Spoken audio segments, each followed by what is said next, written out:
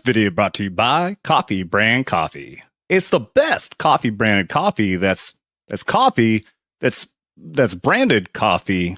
It's coffee. It's really good coffee. You should check it out. Go to coffeebrandcoffee.com. Use promo code VETS. That's VETS VETS. Get 10% off. Coffee!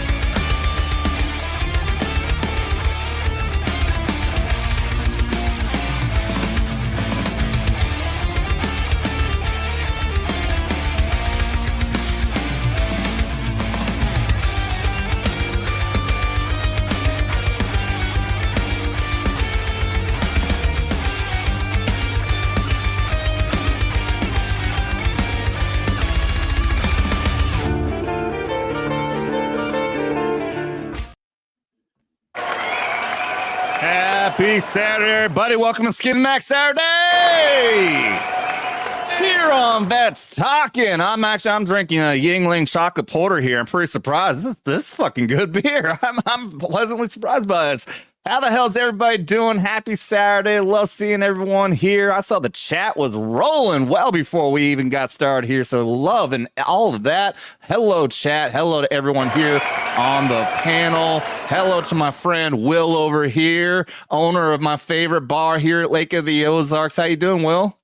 Doing all right. How about yourself? I'm doing good, man. I can't call you a vet because you are 23 fucking years still in the Navy, dude. How That's the right. hell you doing that? God dang.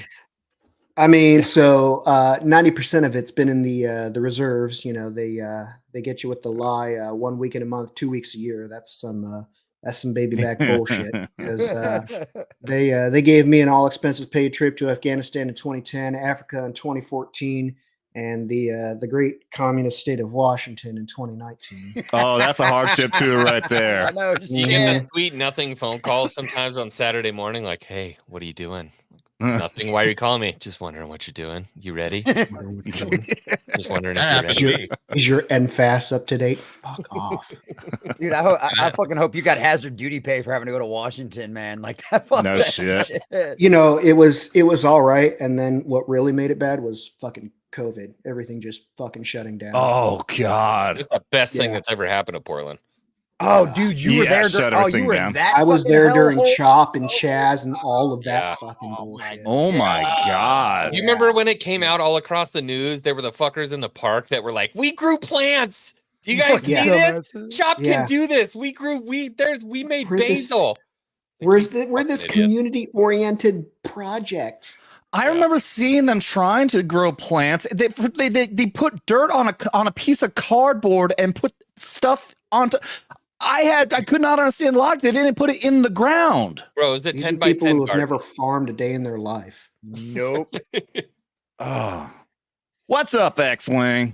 Oh, damn it. What happened to my... Oh, no, my camera's going to start doing that thing again. Uh-oh. What?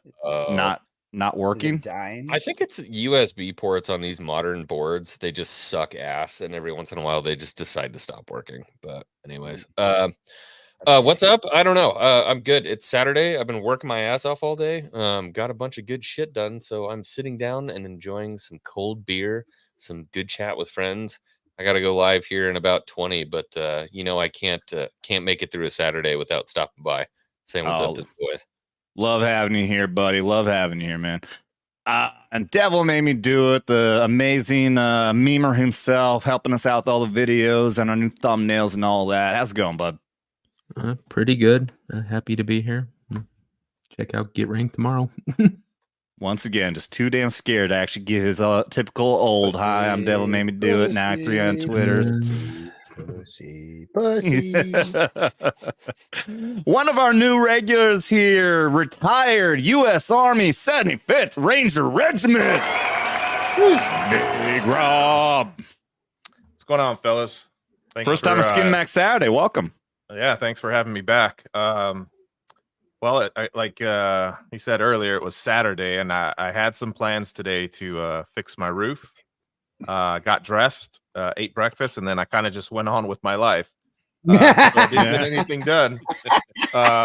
So that's pretty much been the extent of my day, and kind of looking forward to the stream and getting to hang out with you guys. So cool to be Hell here. yeah. Man. Love having you here. Had a good conversation with you on all the political shit and our military careers and all that on Thursday. Got a lot of bro moments in there talking about the old Army days and all that shit. So looking forward to talking some nerd stuff with you today, buddy. Absolutely. Thanks, man. Yeah. And our diversity hire, the black man. Hi, Larry. What's going on, guys? Army veteran. I'll give you that. Thank you. At least you care.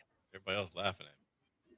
Well, I mean, we know what it is. It's okay. We're just like, we're trying to be like Disney. We're just hiring people not for the quality of their character or their content or anything like that. We're just trying to hire them for their immutable characteristics. Except around here, you don't get paid. Yeah, Yeah. Big Rob hurt my feelings, You don't have any feelings. Shut up, Lawrence.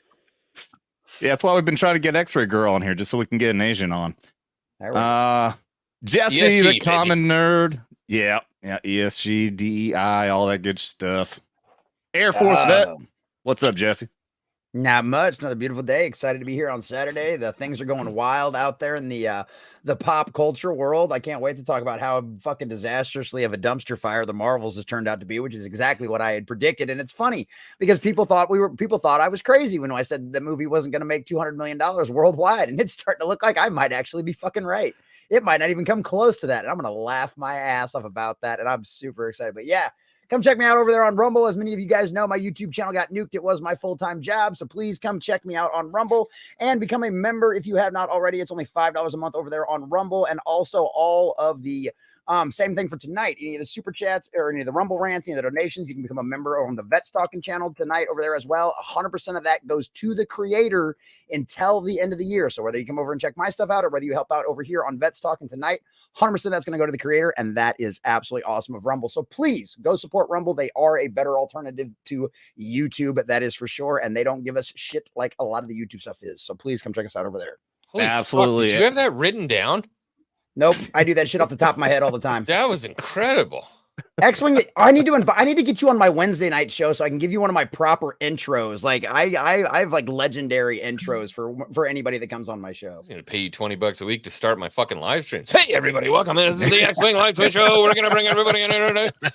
Hey, 25, 25, 24. Do I have 26? I'm down. You let me know. I've got you covered. Hey, how long did you end up streaming for the other day, Jesse? Which one? Thursday night? I think it was Friday. Friday, you were on for like several hours. We talk about comic shop talk. Or you talking about last Friday night? Oh, you're talking about this Friday during the day. Yeah, dude, we went till 3:30. Thank you again for that Rumble rant, dude. That was fun. Because on Fridays on my show, we do something a little bit different on my morning show. Well, technically it's kind of a daily show now because it goes in the afternoon, and it especially went into the afternoon yesterday. So on my Friday show, we have $5 Fridays, right? So the chat gets to control how long the stream lasts. It normally only goes from like 11 to 1. But if you guys donate a Rumble rant of $5 or more, then the show continues on. Well, not only were we doing a drinking stream yesterday as well, because it was the holiday weekend had already come because the kids were all out of school and everything else. And so Rob comes in and drops $100. And yeah, we ended up going until 3:30. We actually stream sniped FNT because they actually started on time. So we watched FNT for half an hour at the end of the stream. So yeah, no, I make sure every penny goes towards every minute. So yeah, we were all the way there till 3:30. Damn. Nice. All I know is I was watching you around lunchtime, and then when I came home, it was like about 4 o'clock, maybe a little later, and you were still streaming. And I was like, holy crap, man. Yeah, that's how, dude. And that was the longest one. The longest one before that, I think, was like 2:45 or 3 o'clock. I actually had to take the chat and go get my daughter from her daycare. I actually stuck the chat. Oh yeah, dude, I'm fucking dedicated. You pay me money, you're gonna get the full adventure, man. I sent the link to myself on my phone, and I pulled it up on my phone, and I was like, "Hey guys, we're going on an adventure."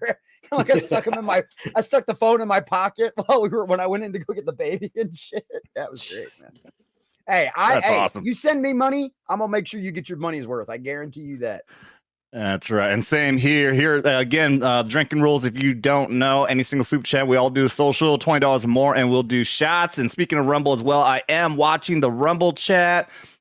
Blue Daisy, hail, moved over from YouTube. Welcome, Blue Daisy, over there on... it's Twisted Pixie. Okay, thank you for supporting. I see we got 16 people over on Rumble. We got 17 over here on YouTube. We've said this before. Unfortunately, I can't pull up Rumble rants here on StreamYard. We are thinking, me and Jesse were talking, we might go over to an alternative to StreamYard, one where I can pull up chats and Rumble rants and all that good stuff from Rumble. Especially, we're going to need that because Thursday, our Knife Hands on Thursday is going to be exclusively on Rumble. We put a vote out in the chat, and over 75% said yes, let's do it exclusively on Rumble so we don't have to censor ourselves. So be sure, if you want to check out Knife Hands on Thursday, we're going to be on Rumble. Don't forget that. So hop over there and show some love to the Rumble chat. I've said so many times, man, if we can do only on Rumble and use maybe YouTube as a backup, holy shit, would I love to do that. Unfortunately, we're coming up on, we're about 100 away now from 12,000 over here on YouTube, less than we're like 216 on Rumble, which I love all 216 of you, but yeah, it's just not the same. So all that being said, let's go ahead and say hi to Will again. Will, like I said, owner of Charlie Foxtrots here in Osage Beach, Lake of the Ozarks. One of my favorite spots around here. Definitely the best military bar in the area.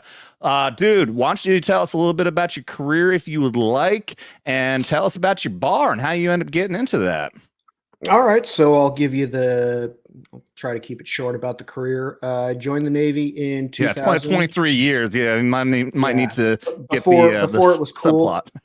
Subplot. Did 4 years active duty, obviously serving during 9/11. But my ship saw the majority of Southern Pacific deployments. We called them crack packs. So we were hunting for drugs down in South America or in the Caribbean area. Left active duty in 2004, went reserves in 2005, chilled out there for a couple years, all expenses paid trip to Afghanistan in 2010 to 2011. That was a fun time. And then 2014 to 2015, got to go experience the paradise hellhole that is Djibouti. I know people want that. Djibouti. Yeah, it was, man, I'll tell you what, it was actually a really good deployment. I drink like every night. Yeah. Yeah. Yeah. They let you drink there? So normal. Yeah. Life. Really? Yeah. Holy shit. Yeah. So it's not a dry country. And I'll give away secrets because they've probably changed since then. They used to mark your hand with like an X and a Sharpie. But if you were cool and tipped the bartenders well, they would forget to take the cap off when they marked your X. So yeah. Is that like you're allowed? Was that like if 2 drink minimum? Yes, okay, that's right. Yeah. 2 drink minimum Max. Yeah. Yeah. Yep. Yeah. 2 drink max. So very similar to like Qatar for R&R down there. You get you get like tickets. Okay, so my first time I went there in 2003, you would get tickets, and of course people were selling their tickets if they didn't drink, and they were selling them. So so when I went back the next time in 2005, then they started scanning your ID, and they knew how many you had because you were using your ID. Yeah, I think they're probably scanning the IDs now. Yeah. Isn't Djibouti basically just a big ass gas station? Like that's all Djibouti is. Pretty much. They're coming through there and then that way, and they're just filling that shit up, and that's all they do there is they just there's a big old air station there on the backside of the airport, and then they've got a couple other bases out in the boonies that some of the soft guys play at, and some of the maneuvering units for the Army. It really became a big deal in 15-16 timeframe because China built a big old base out there and just, basically created a whole infrastructure overnight. So it's kind of got a new life out there, but I don't plan on going back. And then, But real quick, so Devil, with all the jokes that you always want to crack about my psyop time when I was talking about that. So these guys like to pick on me when I was talking. I told a story about how I knew psyop soldiers who went to Africa, and part of the mission that they had to do there was to resolve the issue of people there thinking that having sex with virgins would get rid of their AIDS. And then these jackasses over here turned that into I threw out leaflets to make people stop fucking goats. Well, the point what I was talking about when I told a story, Devil, was people stationed in Djibouti. That's that's the thing there. And as far as I know, like that's basically like the hub. Like that's like you were saying, like that's the hub for all the operations that's happening in other places like Somalia and shit, right? Yeah, so it's the headquarters for what they call CJTF HOA, Horn Africa. So it's a 2-star command, and they basically run all the the operations around there, whether it's Kenya, Somalia, Ethiopia, all that stuff is kind of all the shitholes out of all the shitholes, all the shitholes. Yeah. Do you think that's geographical or just because of the amount of fuel that's there, or both? Both. So I mean, it's the bottom entrance to the Red Sea. So it's kind of a choke point between Yemen on one side and Djibouti on the other. Yeah. So it's been a point of interest for the U.S. since probably right after the Cole bombing in 2000. Oh yeah. I was in basic training when the USS Cole got bombed. And all the drill sergeants used that as a method to try to get us to take things serious. Look at this. The USS Cole got bombed. Now we're going to be going to war. And then nothing happened. But then a year after that, all of a sudden planes are flying into buildings in New York and DC. Like, oh, okay. Shit changed. Yeah. Yep. Real quick. Yeah. So but yeah, been reserves for probably 18 of my 23 years. In 2022, my wife and I moved back from the state of Washington. She had retired after 20 years of active duty, and I was back in reserve status. So we moved back here to be close to family, and she and I decided to buy a building that was a previous bar and reopen it as Charlie Foxtrot. It's kind of a military themed honor to military, fire, first responders, police, EMS. Just a cool place to hang out, live music, at least 2 days of the week, probably 3 days of the week most of the time. That's awesome, just a really cool spot, and we've kind of been working on that since about this time last year, and we opened up in March, and it's been great ever since then. Yeah, it's been doing really well. I love it. You guys. Everything's every single night going on there, which of all things, the fucking extreme bingo was actually a lot of fun. I never thought I'd be a bingo guy. But I'll tell you what, apparently it's pretty fun. I haven't actually made it for one of the sessions. I'm gonna try to soon, but I don't think I can play because I'm an owner. So, but at least to be there and have fun. What the hell is extreme bingo? It's like bingo, but they do like different fucking shapes and shit. And all the prizes, it's connected to an online site, and yes, like there's like big prizes. So like if you win one within a certain amount of time or a certain amount of moves or whatever, then like you can win like thousands of dollars and shit. Yeah, they all open up their daubers, and then it's last man standing. Right. So yeah, dude, yeah. So I'll tell you, man.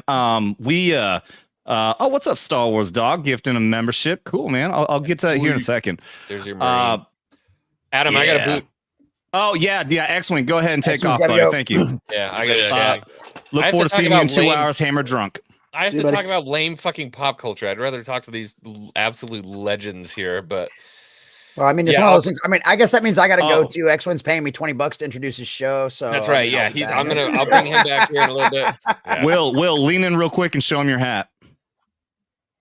Oh no, That's I saw it Yeah. immediately. As soon as I was saw like, that hat, as soon as I yeah, saw that hat, I'm like, Yeah. I know we're gonna be friends now. Yeah. Right? yeah. Yeah. All right, boys, you take care. I'll probably see you a little later. All Okay. right, Yeah. buddy. Have Sounds a good good. show. Appreciate you, brother. You do. See you later. So yeah. Fuck. What were we just saying before he's so rudely interrupted? Extreme bingo. Oh yeah. Well, we were talking about all the fun Yeah. stuff that you guys got Yeah, going yeah. on there. Oh, and I was gonna say too.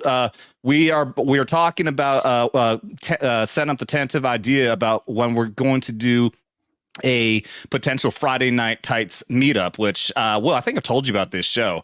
The show is so big. They just broke a record this last Friday for viewership. They were at like 18,600 viewers at one single point. Oh, So, I mean, that's fucking nuts. Yeah, that's a record for those guys. And huge following. And so we're going to get Chrissy Mayer at some point next year to do a show here at the Encore. And when she comes in, we're going to, before that happens for this next year, we're going to work out the logistics and set up a Friday Night Tights fan meetup around that time period when Chrissy Mayer is here.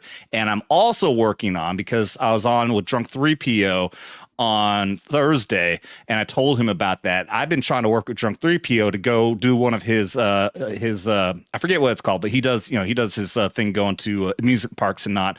Eventually he's going to go to Silver Dollar City down in Branson. So I'm going to try to work it out with him to see maybe if he can schedule that at the same time so he can go do that and then drive up here, which is just an hour and a half away, and come to the fan meetup. So Steal your Dollar City. that's I still have never been there. I hear it is a lot of fun, but it's not cheap. I'll tell you what, it'll be good probably in a couple weeks after they light all the Christmas lights. Like that place. I heard that's really cool. Yeah, I heard that's really cool. Yeah. And it's gonna be really cool up here when we have our own amusement park here at Lake of the Ozarks, which is just down the street from your place and right down the street from where I live. So Giant ass hotel coming in. that amusement, that is gonna, your place is gonna fucking do banger numbers when that place opens up, dude. Maybe at some point I'll show a picture here. They're building this amazing amusement park right off the lake. So it's got a water view and everything, and the place looks fucking awesome. Nothing big, it's not big like Silver Dollar as big, but I mean, they got all the fucking rides and all that shit. So it looks like it's gonna be cool. Oh, and my point I was getting at is that when we do the fan meetup here, at some point we're gonna have to do an event at Charlie Foxtrot's. Fuck yeah, dude, anytime. So with all that being said, thank you everyone for being here, and good night. That's the show, everybody. Now, Jesse, if you could say hello to our amazing chat, please. Yes, I can. So obviously, as we know, we've got Blue Daisy over there on Rumble. Appreciate that. Twisted, our little pixie friend being over there. Twisted Pixie being over there on that. Absolutely appreciate that. Jack Tarlad was our first one in here this evening. Good to see you, Jack. I don't know. I'm not familiar with Jack. Welcome. Jack is one of my co-hosts on my evening shows a lot of the time over there on Rumble. He's from across the pond. He's his ancestors were filthy loyalists. So I always like making fun of him and picking on him for that. But no, Jack's a great friend of my channel. He comes in and hangs out all the time. So appreciate that, Jack. Cool. He's probably already passed out by now, but he came in and smashed the like button at least. So all right. Star Wars Dog, one of our very fine channel members around here. Appreciate you being here, my friend. Thank you very much. Shia, always coming in early and popping along the chat. Appreciate you being here, darling. Thank you very much. And then, of course, once again, Twisted Pixie over here on the YouTube side as well. There we go. And Abaru, a very fine channel supporter around here and another one of our members as well. Thank you for being here, Abaru. And the always wonderful Tracy K. How you doing, darling? Appreciate you being here. Thank you very much. And let's see who else we've got down here. Don't want to miss anybody. That is for sure, because I know we had a few more that have popped in as well as my beautiful wife. Hello, Mrs. Common Nerd. Good to see you, my dear. Let's see. Here we go. What do we got? Who else we got? And Lisa Clan. Good to see you, darling. Says happy Thanksgiving, everyone. We had the works today. We had it earlier this year for a reason. Very, very nice. There we go. And the always legendary Ruben Christopher Haynes, becoming a smaller and smaller man every day. We're losing more of him every day, and we love to see it. Had a good meetup for Gary, X-Ray Girl, and others. It was fun. That's awesome, Ruben. I'm glad you were able to make that Wisconsin meetup, man. I saw you on culture. Not damn it, I'm having a brain fart all of a sudden. Motherfucker, hate that. 32 flavors of Nick Weiser's live stream Thursday night. I saw you on there, so good to see you, Ruben. Appreciate that, man. Dude, I wish I could have gone to that meetup, man, and especially because initially they were going to do it in Green Bay, and obviously I think everyone knows I'm a huge Green Bay fan. I was born in Wisconsin, and yeah, I wish I could have made it up there, but yeah, oh well. Yep, and then Xwing, of course, as well, was in the chat. Thank you, my friend. And JB, good to see you. What's the crap du jour? What's going on? This is the JB with the space, not the other JB that has no space. Right. We've got two of them. We have two JBs, both members of the channel. I have no idea, but Lisa's got a rubber hammer, and I love that. I have no idea why, but Lisa's got a rubber hammer, and I love it. So there we go. And then once again, Star Wars Dog gifted Hell yeah. one Vets Talking membership. Thank you, my friend. That's worth a social. Tip them up. Very, very kind of you. Thank you for that, Star Wars Dog. And so Slender Dad got that gifted membership. So awesome for that as well. And that looks like, oh, here we go. We got another one right here. Car Chat with Chris says, hey, quick question. What's the lowest rank in the Army? Well, we call them E1, dirtbag. Privates. E1, privates. Fucktard. Fuzzies. Yeah, definitely fucktard too. That's normally the only reason you're still an E1 is because you're a fucktard. Yeah, I had no rank. I was called fuckhead. That's what my name was for at least the first 2 weeks I was in Lurs. Yeah, we had it's private in the Army, airman in the Air Force, seaman, right? In the Navy? Yeah, seaman recruit. Yep. Yeah. Yeah, it's funny. It's the dumbest fucking one of the dumbest fucking jokes I ever made. One of the dumbest fucking jokes I ever made was at MEPS because we were all in line. We were all standing in line in the hallways, right? Yeah. And there was this ditzy ass chick that was in line with me, and I looked over at all the Navy guys. I was like, "Oh, look, it's a giant line of seamen," and she just Dude, she just started fucking dying. Like she started snorting and like all this other shit. I'm like, damn, it wasn't that funny, but I mean, all right. Fucking pink. It tickled her fucking pink. Something Horny Alf. What do you? Yeah, you're right. Exactly. Yeah. Horny. Because in Kansas City, you had to spend overnight at the hotel in before you went to MEPS the next day. So yeah. Horny Alf, good to see you, my friend. Good to see you. Where are Horny you? Horny Alf there is crazy too. He's still in the Air Force. He's been in for going on 21 years, but he's retiring next year. Hopefully, he gets to that soon. Yes, can't wait. Yeah, God, can't wait. So yeah, I wish I could have stayed in, but yeah, I would have stayed in. And it would have been perfect time. I think it would have been right at my 20 when all that fucking debacle was going down with the jab for the military. And I would have been able to say, nope, fuck you. I'm out. Deuces. Yeah. Deuce. Yeah, see, I would have only been at 13 years. So yeah, maybe it was probably a good thing that I got out when I did. So I wouldn't have had to give him the finger for that. Did you hear about that shit though? Now, anybody that got forced out because of the jab, you can now reapply and get your fucking that, or you're allowed, though they're changing your discharge status now. They're actually, you can change it now to be an actual honorable discharge. Yeah, here's the thing also is that now they're begging people to come back. I saw, so we're gonna talk about this on Thursday. They're sending letters. So they kicked out like over 6,000 people, and something like only 43 went back in. All the rest of them said, "No, fuck you, not doing it." So now they're desperate. And they're sending letters, physical letters out to everyone saying, "Please come back. We're so sorry." Yeah. I wonder if they're gonna do what they did back in 2004. What's that? When they started calling up people who have been out for years and then lying and saying, "Oh, you didn't out process. You're still in the military, and you better be here. You know, we're flying out, and you better be here or else." There was a captain that had been out for 8 years. He was already past the time that they could recall you. He was already out. They called the Army unit inactive reserve, right? Yeah. Yeah, the IR. An Army unit called him at 4:59 on a Friday afternoon and told him to report by Monday or else. And he showed up with his attorney. Yeah, how can you make that claim? I mean, you sign your DD 214, you're done. I don't understand how they can make that claim. I never heard that. Pulling scabs. There was another guy that he hadn't been in 20 years, and they tried to make him come back. What? Wow. The only way I see that happening is if that DD214 wasn't processed correctly.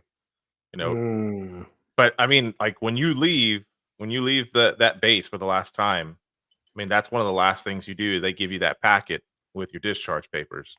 Yep. Once you have those in hand, you're done. Like that's it. Yeah. Deuces. Yeah. I don't That understand how you was can do that that. was one of the most emotional and best days of my life when I received those retirement papers in the DD214, man. But Yeah. so there's no mistaking when that happens, it happens. So I don't know how that happens to get recalled like that. Yeah.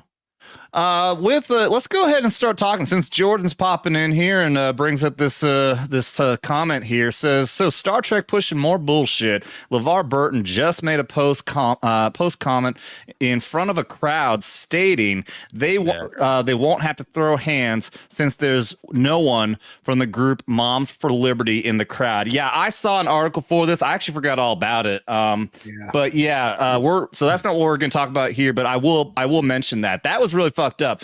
LeVar Burton, who was cherished for a generation like me, I grew up watching Reading Rainbow, and now he goes to this reading awards ceremony. I guess maybe it's a book awards. I don't know, and goes up there and gives a speech and saying, "Hey, is there anyone from Moms for Liberty here in the crowd?"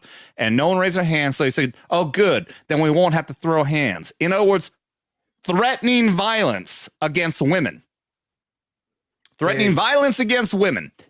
Moms because of all people. Moms who want to do nothing but protect their children, and LeVar Burton wants to throw hands, wants to fight mothers who want nothing more than to protect children.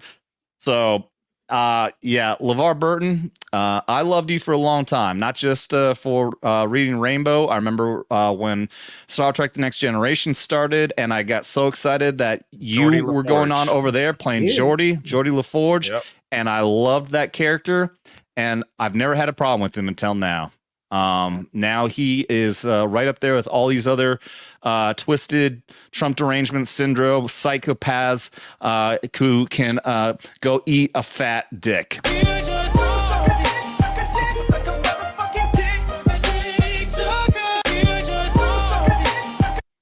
So yeah, sad. Well, you want me to pull? It's just more virtue signaling from Hollywood types, man. It's how they stay relevant. I don't know how you can even call that virtue signaling, though. Threatening violence against mothers. I mean, there's nothing virtuous about that. To them, it is. Yeah, exactly. That's the thing, because to the cult, Moms for Liberty are the enemy, right? These are the same people that the federal government labeled as terrorists, right? Because they were showing up at school boards and speaking out, right? Our very own FBI director said that our DOJ, that's what it was. The DOJ director said that they were labeling them as terrorists now, that they were, homegrown terrorist shit just for showing up and trying to speak out and trying to stop literal, not a guy eating a banana, like what YouTube thinks is pornography, actual legitimate pornography in public schools, inappropriate trans kind of all the other kind of nonsense, a bunch of stuff that we can't necessarily talk about over here on YouTube without getting in trouble. But that's what they're pushing in our schools and our libraries. And that's what Moms for Liberty are going back against. One of my closest friends, a really good friend of mine down here in where I live, she was the founder for the Moms for Liberty group down here, right? And she busts her ass every single week going to these school board meetings, going out there trying to get this stuff pulled, trying to get these fucking things ganked out, because trust me, it's happening right here in Texas all over the damn place. And we've only got like one good school district in our entire area that's responding. The other ones in the area are all trying to push back or trying to keep this garbage or trying to keep this fucking poison in our schools that are trying to warp and destroy our children's minds. And LeVar Burton is one of those ignorant assholes who's been possessed by the spirit of the age, who is down for the fucking woke cult and is out there driving and pushing that kind of stuff. And it makes him feel like a tough guy to say that. Although I guarantee you, the 6-foot-tall woman that runs our Moms for Liberty down here would knock his fucking block off if he even took 2 steps towards her. Like, he would run in the opposite direction from this woman, because she would literally tower over him and break him in fucking half. And I would love to see it. It's real easy for him to criticize, the group, because there's no face, there's no name to the group. Like, he's just, he's just attacking this nebulous. Are there any moms for liberty out here? Like, instead of the actual like physical people with faces and names that he would then have to confront. So it's almost this low hanging fruit for internet fake points where I get to attack this nebulous thing. I don't actually have to have a position or deal with anybody about it, but I look good in the eyes of my fellows. Yeah. No, you're right. How much does this guy actually know about the Moms for Liberty?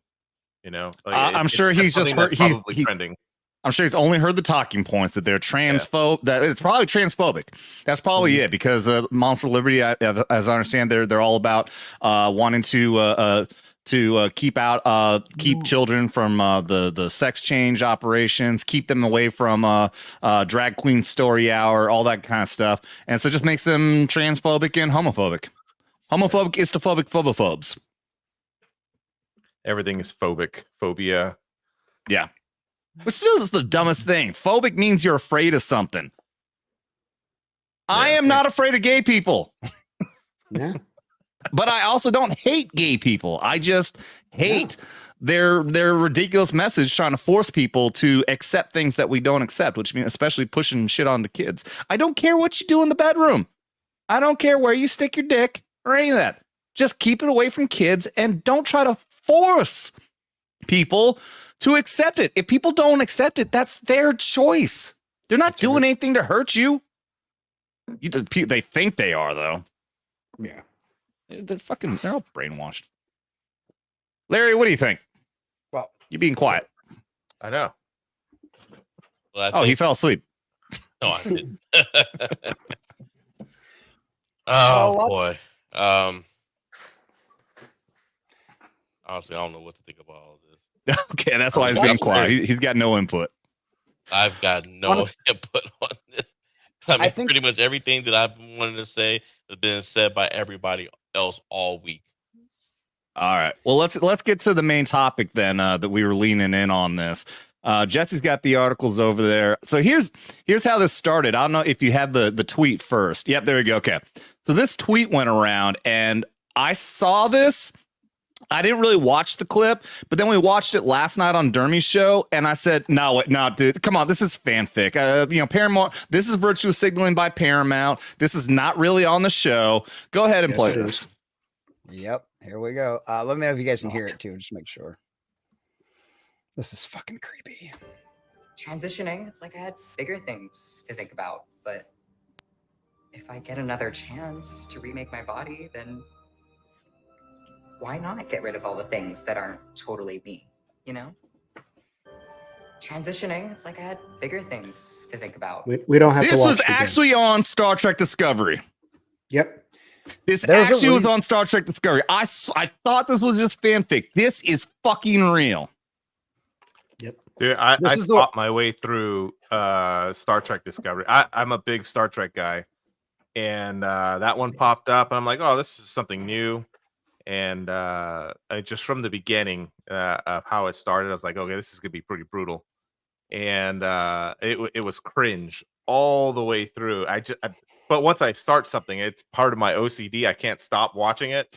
So when I got to, I think season 3 is when this character gets introduced. Who, by the way, so for those of you who don't watch Star Trek, this character, this species is a Trill. A Trill, which obviously this is why they're using, because I guess they want to claim that Trill are transgender. Bullshit. It's a symbiotic fucking relationship between these two beings. This person right here is a vessel who volunteers and needs to be selected to have the honor of having, what do we call it? It's been so long since I watched. It's like a big slug. A slug. It is. It's like a big slug. It's like a slug thing. But yeah. So it changed. She's the host. She's the host of this slug, of this alien being that goes from body to body. I don't even know. That's why Jadzia Dax from Star Trek Deep Space Nine was a Trill, and later on in the series, she ends up she used to be a dude. She was friends with Commander Sisko, and now she's a woman. Well, this Trill here is trying to transition this host's body. It doesn't work that way. It Doesn't make literally any goes. sense. It goes against the entire idea of the species, because the idea of the species is you're supposed to go through both sides, like you get male and female bodies, because it gives you a unique perspective. It gives you a unique experience that you carry on in your life as part of your history, which is one of the reasons why like Drax and Dax and all the rest of them are considered such great advisors, why they're such great people to have around, because they have all of this experience, they have all of this different perspective. And now you're telling me all of a sudden, because what? This fucking one symbiote right here decided that it always wanted to be female or it always wanted to be male. So now you're taking whatever body you have and destroying it. That literally goes against the entire ethos behind the fucking species and why they do this shit. It makes me angry. Yes. Yeah. It makes me angry too. Yeah. Okay. Jordan says it's called a symbiont. Okay. Thank you. Symbiont. There you go. Thank you And very that's the much other thing, for dude. that. There's a reason why this show is fucking failing. All new Trek outside of Picard season 3 is a dumpster fire. That's the reason why Paramount All is of canceling it. all this shit. That's the reason why they canceled Lower Decks, and now they're trying to get Lower Decks to go to Netflix or some shit like that. Discovery is going to be the exact same way. Outside of them actually getting the kid that did Picard season 3 and giving him that legacy show that Riker wants, the actor that plays Riker wants, Star Trek is fucking toast. The toys don't sell anymore. The fans have checked out. They are done with this shit. It is not Star Trek. What's the new show that has that's about Captain Pike? I haven't watched that one yet. Strange New Worlds. Yeah. It's Yeah. that There's is not another one nearly. out? That's been out for a couple seasons Three now. of them. 3 seasons. Yeah. It's about the adventures of the Enterprise before Captain Kirk, when Captain Pike was in charge. It's not a total dumpster fire, but it's also not good. There's some yes, it's not real Trek. There's some episodes that are okay, but even the decent episodes, you still get some crap in. Like there's a young Uhura in there who is terrible. Uhura is hot. You know, Nichelle Nichols, when she was hot. This woman has like she doesn't even have hair. Like, she's just like butch. She's dumb. She just everything about Let me tell you what the most confusing. they introduce a young Kirk who looks, sounds, and acts nothing like William Shatner. Yeah. Nothing like him at all. The Sorry, most Will, what were you gonna confusing say? boner I had as a kid was Star Trek V when Uhura is dancing naked on the top of that hill. Oh you yeah, know, getting those guys to like the come and fan follow her. dance. Yeah, that was the most confusing boner I've had. So.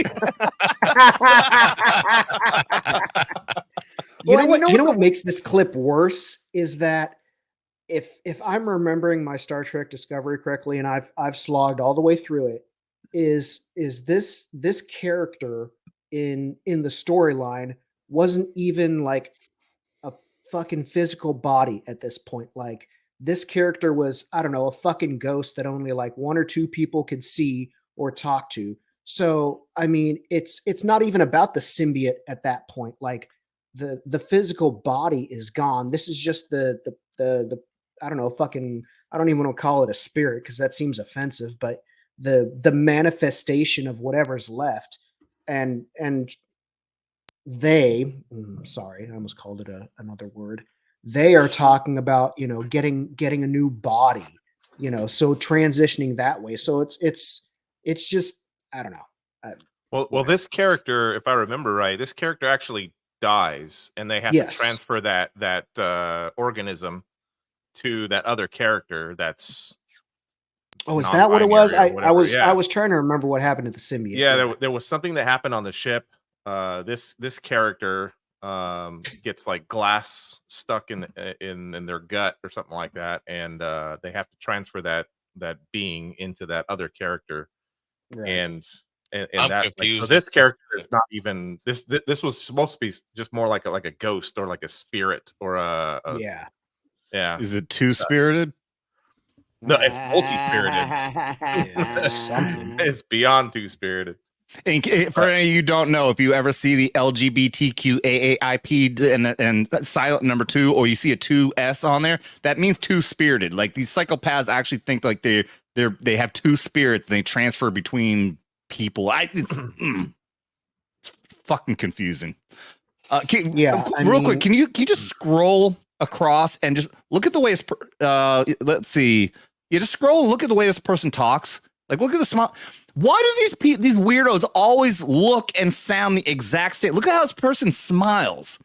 Because like, they are. You can tell this is a male to female trans person. They always look weird. Sorry, Jessica.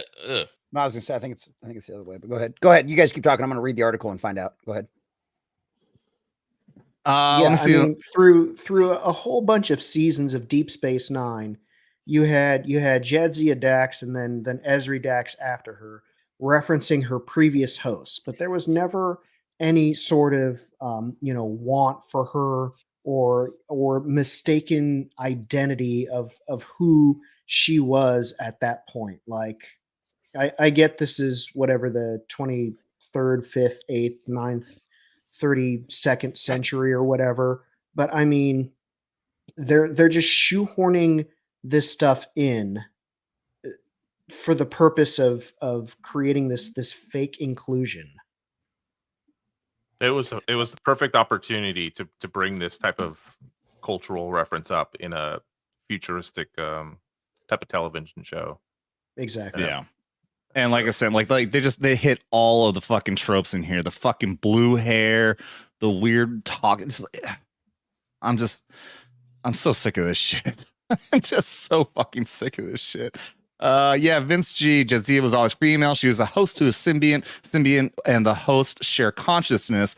The host can be male or female. The symbiont was previously in a male host body when Cisco knew him. Yeah. Yep. Exactly. Yeah. And that's the thing is this. Yeah, Curzon Dax. Yeah, it was Curzon. Dax is the symbiote, and right. Curzon was the host body.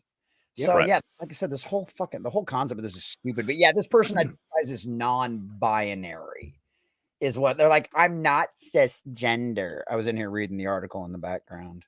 Well, they pull spent the so much article time. up.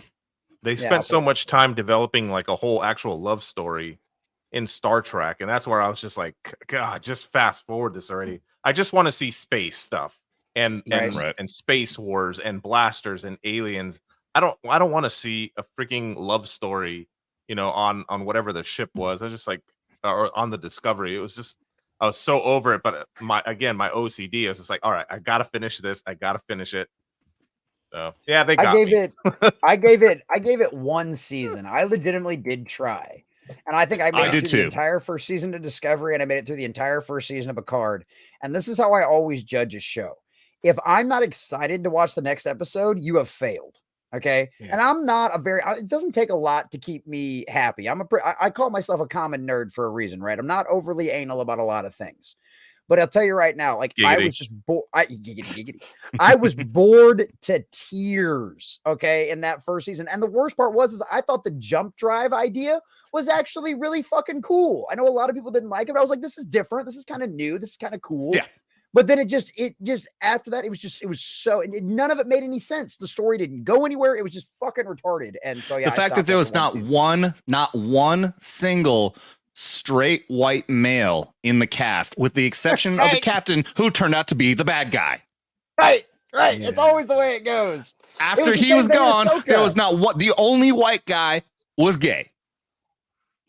That was it. There was not one single straight white guy in the entire fucking cast. Oh, except for the bad guy. That was the science officer, right? Yeah. Did the ginger end up being gay? Yeah. Huh? I didn't. Yeah. The ginger. Wait, he was the ginger. I didn't know he. Yeah. No, that's what a fucking shocker there. Yeah, I'm pretty sure he's gay in the first season. I think had a relationship, had a boyfriend on the ship. What the fuck? Oh, with the medical officer. Hey, you know what? Oh, the pasty blonde guy. Yeah. Yeah, he's blonde. Yeah. Oh, yeah. He's a ginger. Yeah. Okay, look, JB, I get it. The mushroom drive, it sounds kind of dumb, but I really like mushrooms for a lot of different reasons. Yeah. I will say, but the way the ship did that, like the weird thing where like they like separated the saucer section and the ship flipped around it. That made no fucking sense. There was the way it did that made no damn sense. It was just made to look cool, and I didn't think it did. Like you said, that it was Yeah, different. It was a different concept. I enjoyed that. I mean, you could show the same thing by the ship just straight dropping down like it did at the end of its little flip maneuver. I mean, that kind of thing. I mean, granted, we're trying to apply physics to science fiction, but I mean that would pretty much fucking kill everybody on board. Yeah. Mhm. Jesse, are we actually going to talk about this article, or are we just going to keep Yeah, on we staring at these can. fucking weirdos Yeah, trying please to no. Right? like? So this is one of the fucked up. They even bring up like the Ahura thing in this article as well, because it's like this is my issue with this, right? Star Trek has always been diverse. Okay, the very first Oh, yeah. interracial kiss Yeah. ever on television was between Kirk and Ahura and Uhura. Kirk. Yeah. Kirk, It yeah. was like, this is something you don't need to put diversity into it like this. But the problem is this isn't diversity at this point. This is actual propaganda. And that's the problem. So they're on here going, the latest episode of Star Trek Discovery includes a storyline that viewers have almost certainly never before seen on a major television series. A romance between a non-binary character, a human named Adira, and a trans character, a Trill named Gray. What's more, Adra and Gray are played respectively by their non-binary actor of Blue Del Birrio and the trans actor Ian Alexander. So basically, this is probably a couple of fucking dudes that are just gay. It's hard to overstate how significant of a milestone this is for LGBTQ representation. Hey, where's all the IA+2 bullshit? On a fucking, this is Variety. You're a bunch of fucking homophobes. You clearly have people. You clearly have issues. Dare against you not be two-spirit. inclusive? Exactly. They're not including the two-spirit people in here. Fucking Variety is a bunch of homophobes and transphobes. That's right. Cancel them. Despite brain-breaking controls on show like Transparent, Orange is the New Black, Pose, and Billions, trans and non-binary characters remain quite rare on TV. Yeah, because they're also quite rare in the fucking population. And there has never been explicitly identified trans and non-binary representation. on Star Trek. Representation. What makes it all the more remarkable is that not only are Del Barrio's first TV role cast while Del Barrio, now 23, was finishing their final year in drama school when they were cast as Aldira, Del Barrio had barely started on the coming out process themselves as non-binary. Oh, color me shocked. They're in theater, they're in drama school, and they got influenced by this nonsense, and now all of a sudden they're non-binary. Don't let your kids go to college. I understand myself no longer to be cisgender, Del Barrio says, but it was not something that I was talking about with a lot of people, but it was definitely still in my own brain. My plan was I'll graduate and then I'll figure all this out. Instead, the show happened, which in turn helped me figure that out. Yeah. The rest of it's just like spoilers for the show and shit like that. Like, Alexander Kurzman, executive producer, showrunner Michael All spoke with Variety about how Dira and Gray's storyline first came about the show's writers' work to reflect Del Barrio and Alexander's experiences on the show, and it's been like for the actors to be their first in the Star Trek Discovery. So yeah, I mean it's literally the same kind of stuff. Like I said, they bring up Ahura and they bring up Sulu on the show, but it's just like so. This is the problem, right? This is the shit that they always want to do. We really wanted to look around and see what sorts of new stories we could tell. Star Trek has always represented a myriad of voices. Who are those voices that we are not hearing from? What are the characters that we're not seeing? Right now, what's an important voice that we want to hear through these characters? Part of the joy of Star Trek, especially given the state of the world now, yes, because it has to reflect the modern world, is that we can change the world that we want to see. It's a responsibility that we take very, very seriously. Along with expanding the show's representation of gender identity, Kurtzman says the writers also talked about wanting to tell a great love story on season 3, and the two ideas just merged. This is the same piece of shit, Alex Kurtzman, that is responsible for every single garbage nonsense Star Trek stuff that is out there right now. The Kurtzman universe, Kurtzman Trek, is what has destroyed the fan base, is what's destroyed this to the point it's actually probably worse than Star Wars at this point because of how bad it is going on out there and how much it has fallen off. Like, you gotta, like, one of my favorite things to do is we always had the hashtags of the YouTube videos, right? Hashtag Star Trek. If you do hashtag Star Trek, there's like maybe 40 to 90,000 videos that show up, that because it shows you when you do the hashtag, it shows you how many other videos have used this hashtag. Okay. When you do that with Star Wars, when you do that with Marvel, it's it's generally over 3 million. Star Trek doesn't even have anybody on YouTube making videos about it bitching anymore. That's how much Kurtzman Trek has damaged the entire fucking brand. So fuck this guy, fuck this representation, and fuck this new Star Trek. Yep. 100%. Yeah, I still can't even believe I didn't even like the reason we're talking about this now is because the tweet that went out, because it's transgender awareness month, I guess. You know, it wasn't enough that it was transgenders. Yeah, we're well aware. You don't need a whole fucking month. You don't need the month that has Veterans Day in it. We are one single fucking day. We don't need the entire month to make us aware that you fucking psychos are out there. So yeah, fucking Paramount. This is Virtue Signal right here. Put this fucking tweet out here. It started going around. We played it last night on Dermy's channel. And I'm like, there's no way. I know Discovery was bad, but there's no way this is real. And then come to find out, it was fucking real. Yeah, I can't believe I hadn't heard about this, but obviously no one's watching the show, so I mean that's why I never heard about it. But yeah, we had to talk about it here. This is fuck. This is so. I don't even know how this character is even in the next season, because this spoiler alert, this character actually died. Again, I remember. Oh no, you ruined it for me. I was waiting to go back and watch this. I know you guys. Yeah, I know you guys so were upset. actually waiting for the season to come out to enjoy it. Oh man, I ruined it for you, so I'm sorry. Oh, Yeah. I'm destroyed. I'll tell you what, I'm happy it's ending with this next season. It feels like a fucking mercy killing at this point. Like just Dude, that put it at its still another thing. season coming out. Holy shit! Yeah. The whole Spock thing in this show, the relationship with Spock and that's Oh supposed my to be god, his adopted sister or whatever. Yeah. Mike. Yeah, I was just like, Mike. Yeah. Yeah, Mike, yeah. a fucking woman named Mike. Yeah. I mean, Speaking of Mike, hi. Of all the things you could do, Mike's pronouns why are did you- American why did you Patriot have- Veteran. Here. Those are Sorry, some Will. good Say it things. again. I was talking over you. I mean, of all the people in the universe, I mean, why do you even have to be related to Spock? Why can't you just fucking stand on your own 2 feet and your own merits? Why do you have to, now be That was all fan Spock's- service. That's all it was. It was modern a fucking fan Hollywood. service backfire. But that's what they do all the time now, right? Why did Rey become a Skywalker, right? At the end of that show, Yeah. because they know these characters can't stand on their own. If you had it like, okay, for all the things you can say about Star Trek Voyager and Janeway and everything else, I enjoyed the show. It was one of the only ones that I actually got to grow up and watch Star Trek come out weekly as the episodes went, because it was when I was growing up in the late 90s, early 2000s, Yeah. But it's one of those things. It's like, Janeway was her own character. She didn't have to be connected to anybody else to be a strong leader, to be a strong female captain. She had some great people around her. Fuck, 7 of 9. I mean, come on. Which one of us did not love Terry Ryan and that skin tight ass body? Oh my god. I mean, come Those on. were You know not what I mean? confused boners, by the way. No, Yeah, I was those were very well definitely not aware. confused, bro. I knew exactly what. And dude, then she started hosting like a Friday night throwback horror movie show at like 11 o'clock on UPN late at night. After that went over, I was like, oh yeah, I still get her. I still get my Cherry Ryan. But like that was the thing is. They were creating they created an entire new universe with brand new characters, a brand new story, and all of those characters stood out on their own. The problem is nowadays these people suck so bad. They are such talentless hacks that they know the only way they can even attempt to get any of the OG fan base interested in their characters is to go, oh yeah, you remember this one's related to Spock. Oh, this one's related to Kirk. Oh, this one's related to Picard. Yeah, and it's not working. We've all seen through it. Look at Ahsoka. Ahsoka was filled with fan service, right?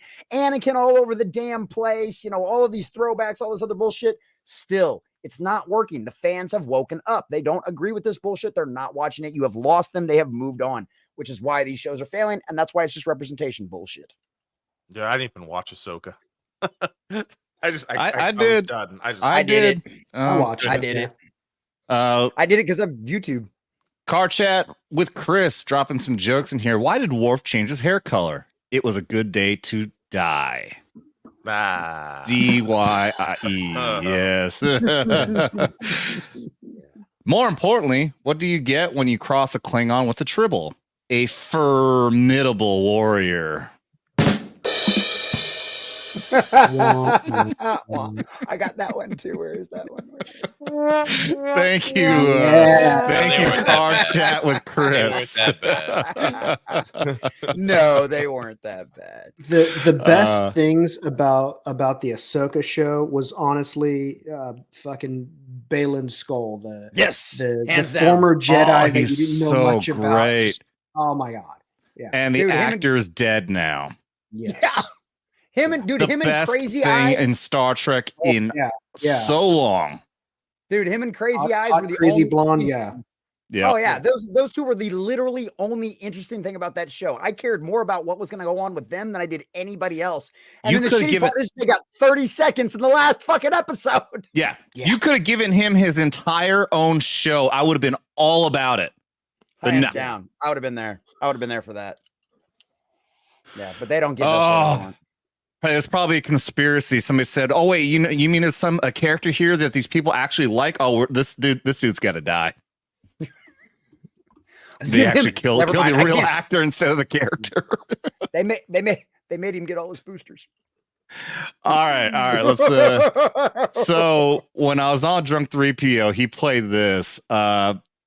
First off, I just want to get everyone's assessment of what we're looking at here. What in the hell? Adam's twin sister. There you go. Damn. Any and what That come right? on. What one thing also there's a booger hanging for dear life around. Oh Lord. Ew, gross. Ah. You got a bear Hey, in the somebody bear better cave. somebody better start sending super chats with shots, man. Like look at the shit that we're about to have to watch. Come on. Oh yeah, we're gonna need some strong liquor after watching this. Okay, so when I saw this, first thing I said, moldy egg, and then Beardo said, looks like a thumb with fungus growing under the thumbnail. Yep, I'd go with that one. Tutti. I'd go with that Jake- one. Why Jake- do So- they always Jeremy and look Drag. like this? They always look the exact same way, the same features. I don't understand it. So Yeah. so am I getting the impression here that nobody would have any interest to date this person? There ain't enough. No, There well- ain't enough vodka in Texas. Well, let's watch this video. Oh, God, Please it's even stop worse. asking me out in messages and comments. It's very annoying. It's constant. No, it's Guys, stop asking her out. Bots would She's not very go out. irritated. I'll Bots pick would stuff that never happens for 100. not. Yeah. And it's just like super annoying and like It's super Um, annoying. it's not right because most of you would know that I have a boyfriend. Yeah, I can't stop staring at that booger. Seriously, I can't either. Yeah.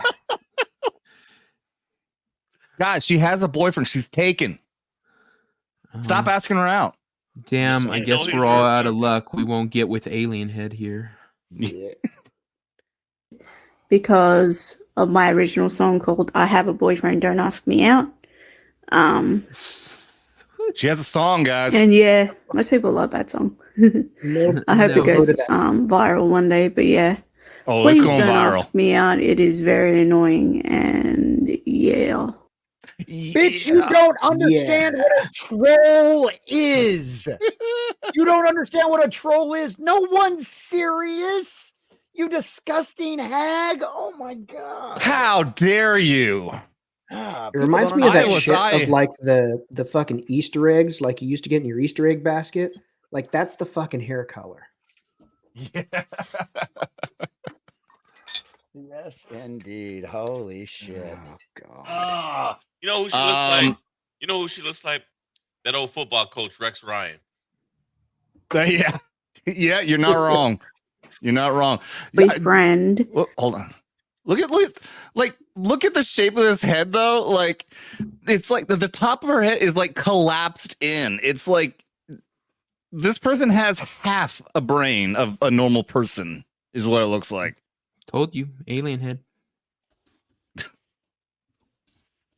right. I do have that song, by the way. I have that hit song, and we're going to play that immediately after we take a shot because Vanessa Adam. Moreno. Adam. Yes. You wanna do Oh, that one. You wanna do oh, that I saw one more. first? Oh, Clinton House with 5 gifted memberships. That's $25. Clinton House, thank you very much, sir. You do deserve to get this. It has begun. Clinton House, thank you, sir. All right, I'll tell you what. Yeah, we'll get to the next one after that. So, the song, guys. This song is a banger. Oh my God, find it. It's a fucking. It's gonna go viral. Gonna go viral. Oh, you actually have this fucking song? Oh my God. Wow. She got beaver teeth too. Dude, look at that shit. Look at She those could, fucking she teeth. could build her own dam. All right, are you guys ready to have your pants blown off by this? I'm so are you glad guys there's ready? another shot. I'm so glad there's another shot coming after this. Oh my God. Have a boyfriend, don't ask me out. I have a boyfriend, don't ask me out. No, no, no, no, don't ask me out. I have a boyfriend. Is that not? I mean, this is a hit song, guys. Like, have a boyfriend. it could be worse, Ask me out. but like, I mean, dude, I think Dan Vass could rock this. Van Dash should do a cover just to make fun of and troll this chick. That would be the Dude, can you imagine like the ever. fucking hardcore electric guitar, the fucking acoustics in the background? Oh, I have a boyfriend. Don't ask me out. No. This chick doesn't have a fucking boyfriend. There's a guy at work who like says hi to her, and in her brain she's invented that there's something there. And he's totally unaware of it, but like her locker has 50 pictures she's taken from the bush out back of his house. Yeah. And it is, She does the cutouts. Yeah. She has a boyfriend. He just doesn't know it yet. Yeah. The guy's and face neither on does a his fucking fiance. pillow. We definitely need a cleanser with that. So thank you so much, Vanessa, for the $20. Simply says cheers. Cheers to you, Vanessa. You will get to mushroom stamp Dermy.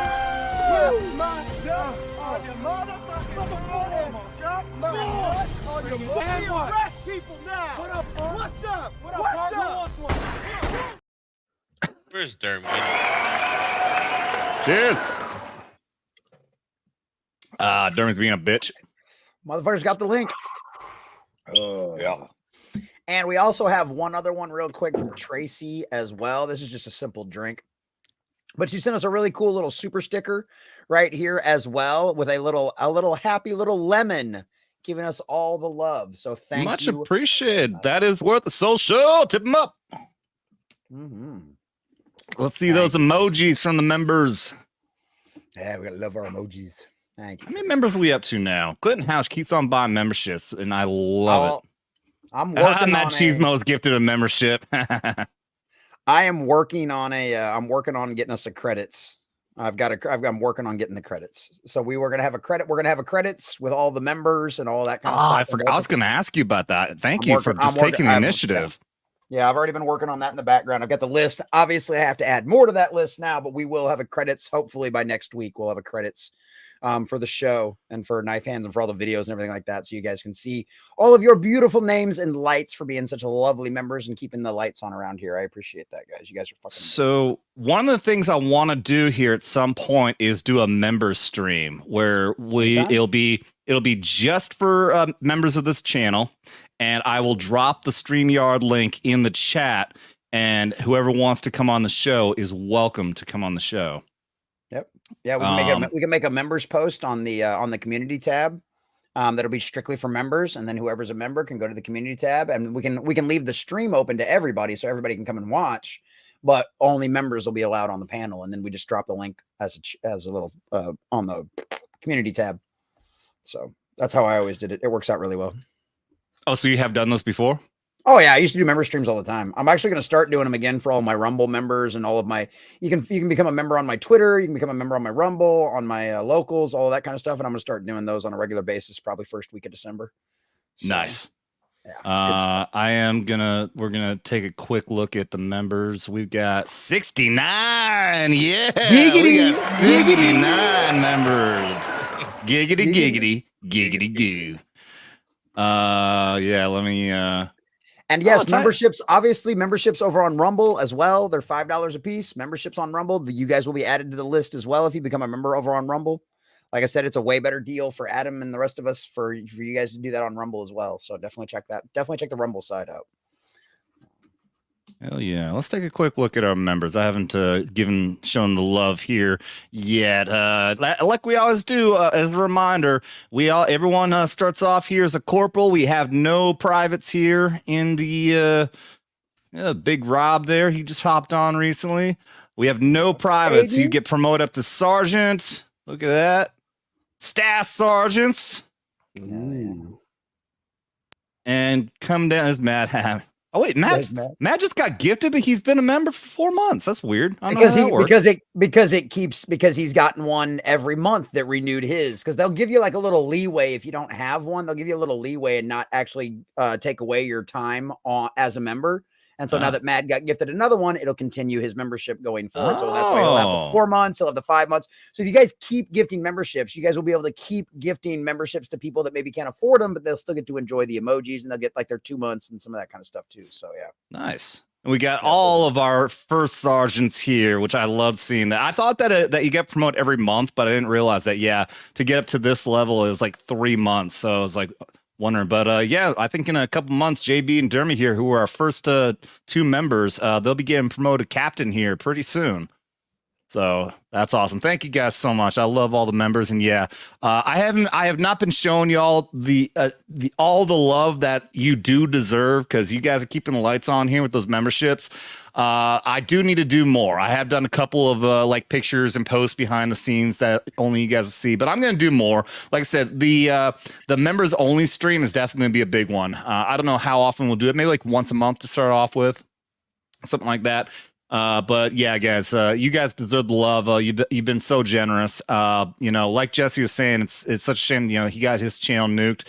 I'm happy that I've been able to hire him on and try to help him the best I can. So, as a producer here, but yeah, I'm full-time YouTube over here too, guys. So, the love and all the generosity is amazing. You guys blow me away with all this, but thank you all from the bottom of my heart.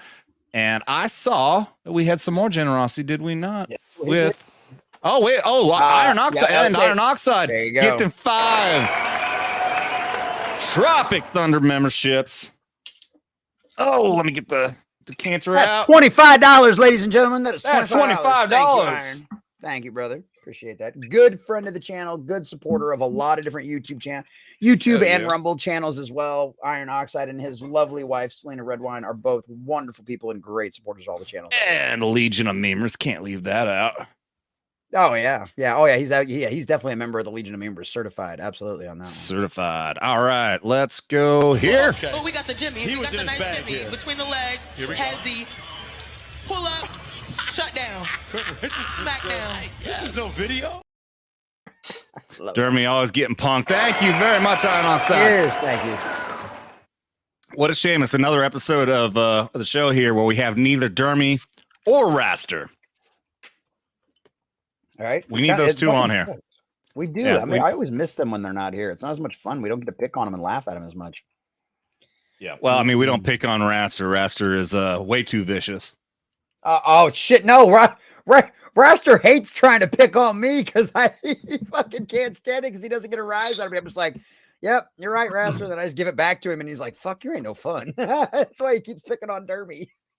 Well, if you haven't seen it, maybe we'll have to play that video here at some point, Will can understand the conflict that we have. It's Will's first time. It's Will's first time. Later, yeah, we have to play the video later. I think Will has caught some of the show, some of our content here, but I know you haven't seen much. So I don't think you probably have never seen the wonderful relationship between our friends Raster and Dermy, have you? No, I can't say that I have. Yeah. So we'll play that video for you here in a little bit.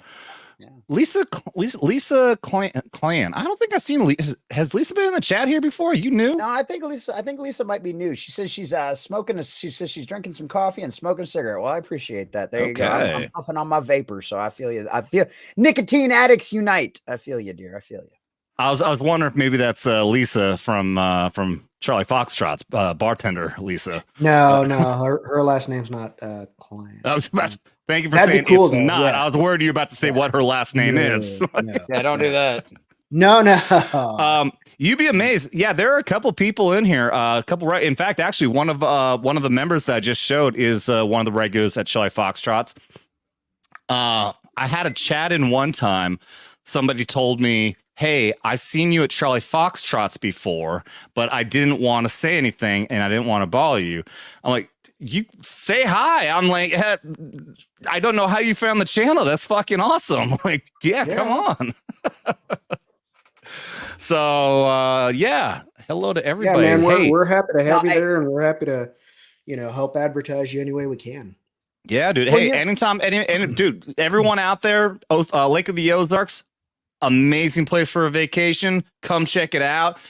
You can come instead of fucking Miami or any of that other shit. You can come here, have just as much of a good time, and spend half the fucking amount of money. If you come here, check out Charlie Foxtrot's as long as you're here. That's the only stipulation. You come here, Lake of the Ozarks, you have to go to Charlie Foxtrot's. And that's the other thing too, is like any one of us out here that are making videos. I mean, like I can speak for myself and apparently Adam as well on this. Like if you guys ever see us out in public, like come say hi. Like we love that. Like I've got one of my guys that lives down here and we go to the local cons and he helps out with a lot of the Star Trek stuff, like the local Star Trek group down here. And super cool dude. I got him on the live stream when I was live streaming the local con, I got him a big hug. We like meeting you guys. Like, don't ever be afraid to come up and say hi to us. Like, we love that, knowing that there's everybody. Like, it's great to see you all in chat, but to see a name attached to the face, like see you guys face to face, is one of the best experiences ever. So don't ever be afraid to come up and say hi to at least us anyway. Like, we're not assholes like that. If you think it's like we're the same like a Brad Pitt who gets harassed all the time out in public, can't go in public, it's not like that. It is not going to bother us. Trust me, we do not get asked for signatures and selfies all day every day. It has never happened. So. By the way, you know what? I was even thinking about this today. I know that $19.99, if you're using certain software, you can't do exactly 20. $19.99 counts. iPhone, iPhone, my iPad. Yeah, you don't have to give exactly $20. $19.99 counts, which it does for Car Chat with Chris. Our comedian extraordinaire here says, I normally use my L115A3 long-range rifle outfitted with Schmidt and Bender 3 12x50 PM2 telescopic sight for shots, but this works as well. Shots, everybody. That is... You know which clip you got to play. That was a mouthful. Rob, you look like you know exactly what he's talking about. No, that was just a lot of words put together. Yeah. And it was like, I'm too drunk for this shit. That's too many words. I worked with I worked on a long range shooting range for a bit. It was an investment thing, and I have never done long range shooting personally. I never even got around to it. But the guy I was working with, who was a sniper back in the day, he would say this kind of shit, and I'm just like rolling my eyes back, like, that was a lot of fucking words, and it all just went in one ear, out the other, over my fucking head. I have no idea what the fuck you just said. Like, I know guns. I know guns. I don't know that shit. I know you're saying words, but I have no idea what they mean. That's right. So since we're talking guns, you definitely get to shoot Dermy in the dick. I'm freaking out. Okay, go.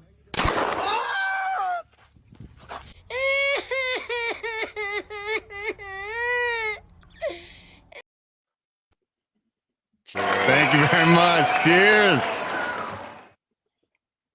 Look at fucking Will just chugging it straight out of the fucking bottle like a man. Oh, like It's a almost like boss. Hell yeah. It's like having. It sounds like this guy just Googled like whatever he could find on long range sniper rifles to make himself look cool. And you know what? We're okay with that because man sent Yeah. us money. I don't care. I love it. What the That's always my fuck is this? Is Adam Will Wheaton stunt double? How dare you? How fucking dare you? Dude, I'm not gonna be able to. Oh, dude, I'm not gonna be able to unsee that now. Jordan, why did you have to say that? Them's oh is fighting words right there. That is fucking wrong, dude. I haven't played this in a while. I will fuck you up! Fucking wrong, dude. Dude, Oh. if it makes you feel any better, you at least look like a slightly less chunky version of Will Wheaton. Oh, dear God. Oh. Oh, it's the fact that Will Wheaton grew that fucking beard, man. That's the It's only got it's the reason. neck beard too. At least I and he's got I he's got a shaved my double neck. chin. Oh yeah, absolutely. Yeah, But it's I gotta- shaved gotta my be that neck. big. He Dude, I'll does look that- like I'll look like an Amish farmer if I don't fucking shave it because it'll all. I got these calyx down here and it'll push my beard out looking all funny. It's fucking. I got some pictures of it. I look like an Amish farmer. It's funny as shit. Oh yeah, I'll have to pull up I got a picture when I had a big ass fucking beard. I'll see if I can Show, find one of those and where pull the them fuck up did I later. find and show that? I showed that on Drunk 3PO show. I can't remember where I found it. Anyways. Oh yeah, how'd that go by the way? Oh, dude, that is so fucking good. Yeah, Drunk 3PO's high tea show. It was okay, so I felt like it was going to be awkward. However, I've gotten to know Drunk 3PO. Will, by the way, if you don't know, Drunk 3PO is like a really big YouTuber in our YouTube sphere here that is known as the Fellowship. So he's like his channel, like I think he just got to 77,000 subs, if I'm not mistaken. Oh my God. Yeah, so he's a big deal. I got to meet him and actually really hang out with him in Vegas, and he's been on my show, and we've talked a couple of times. He's actually been helping me out with YouTube stuff, and so I got to the point I'm like, I think I feel comfortable at this point now, even though it still feels weird. And I asked him if I could be on his show. Like, I hate the idea. Like, it's so cringe. That is so fucking cringe. But I'm like, yeah, if you're not going to give me an invite, then hey, can I come on sometime? And he was all about it. So yeah, he's all about it. The high tea show with him and Fear the Beardo, another big popular figure in this YouTube sphere. It's called high tea, so it's basically just acting like tough guys. Being tough and talking man shit and everything else. I went on there and it was fucking amazing. And he said that he's like very emphatic that he wants to have me back on again. So I'm like, couldn't be happier. And that's a strictly Rumble show too, right? It was strictly Rumble, yeah, which really shocked me because, I think at one point, it went to almost 500 viewers on Rumble. That's really impressive.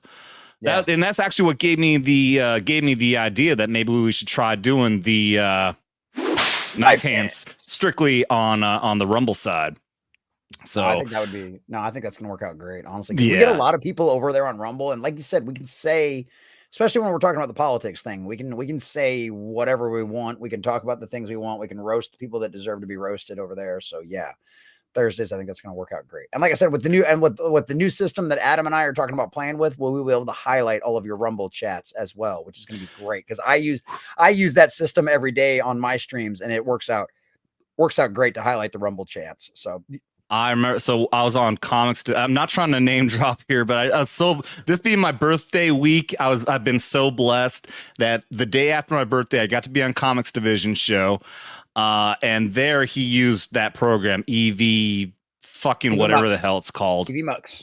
Yeah. I mean, and somebody even described it as being like OBS, and that immediately retracted. Like, I do not want to have anything to do with anything like OBS. I fucking hate OBS. It's too confusing. Yeah, but Adam, that's what you've got a producer for now.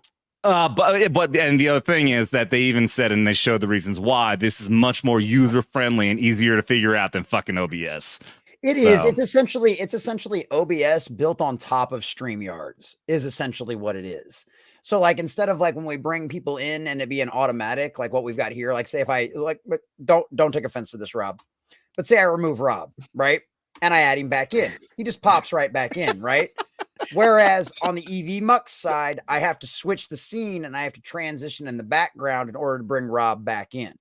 And you got to, all you do is click a button, replace. It's not that big a deal, but it's something, if you've got a producer, it's easier. It's definitely going to be easier on your life. I do it all myself, but that's because I'm a fucking madman. One of the things I really liked is that, okay, so little inside info for everyone out there. Whenever we play these videos and everything, like the I will fuck you up one that I just did, we're all silent. We're all muted. But on that other program, you'll see an entire, oh, excuse me, the audience, you'll see that video playing, but we can talk to each other in the background. I thought that was a fucking amazing thing. I'm like, holy shit. So the entire intro went on Comics Division show. Like, he has a very long, because here's another thing. The longer the intro, the longer amount of time that you have people who are going to start coming in, because people get that notification and it takes a while. So if you have a really long intro, then by the time the show starts, you have more people rather than if you just start right away. So he has a really, really fucking long one. And it sucks when you're doing this on StreamYards, then you can't. Whoa, the full Aussie. What's up, dude? Good to see you, man. Good to see you. I'm sitting here talking all this fucking shit to an audience, assuming that the audience, doesn't know what we're talking about. And I got the full Aussie fucking YouTuber legend over here. But yeah, so it's very awesome that we were able to talk for like 6-7 minutes over on Comics Division while the intro is playing. So that's another thing. I'm like, yeah, maybe I should try this program out. This does seem better. We're going to work on it too. One of the other cool parts about that too is you can private message people individually, like instead of it all just being a group chat. And I know this is probably a little boring for the chat, but any of you guys out there that are interested in live streaming, one of the cool things about it is you can private chat. Like I could individually private chat Will, and Adam wouldn't see it. Or you can actually whisper. You can actually whisper in to where you can talk and literally only hear it in their ear. Yeah, it's like a push to talk thing. So I can say, hey, Jesse's being a fucking asshole. Let's kick him off. I mean, it's exactly kind of what it's built for. But like, instead of me having to like tell everybody that Will's mic is fucked up and he's using the wrong one, I could just private message Will and be like, hey, Will, you're on the wrong mic. I ain't got to tell the entire world about it. Yeah. So, but I think that's really cool. That's a lot of fun. It is really cool. The thing is, though, is that I'll have to pay money for that one. I'm already paying money. Like I'm paying for the professional version for StreamYard over here. So that means I'll have to cancel this and go exclusively to that. But we're working something. Me and Jesse are working things out. We'll figure that out.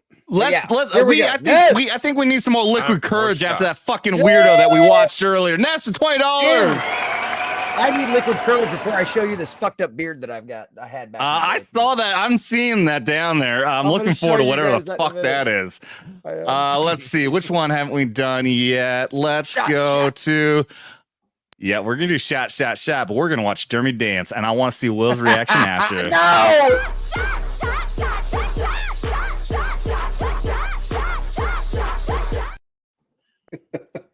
Fucking he's dying. Yes, Will's dying.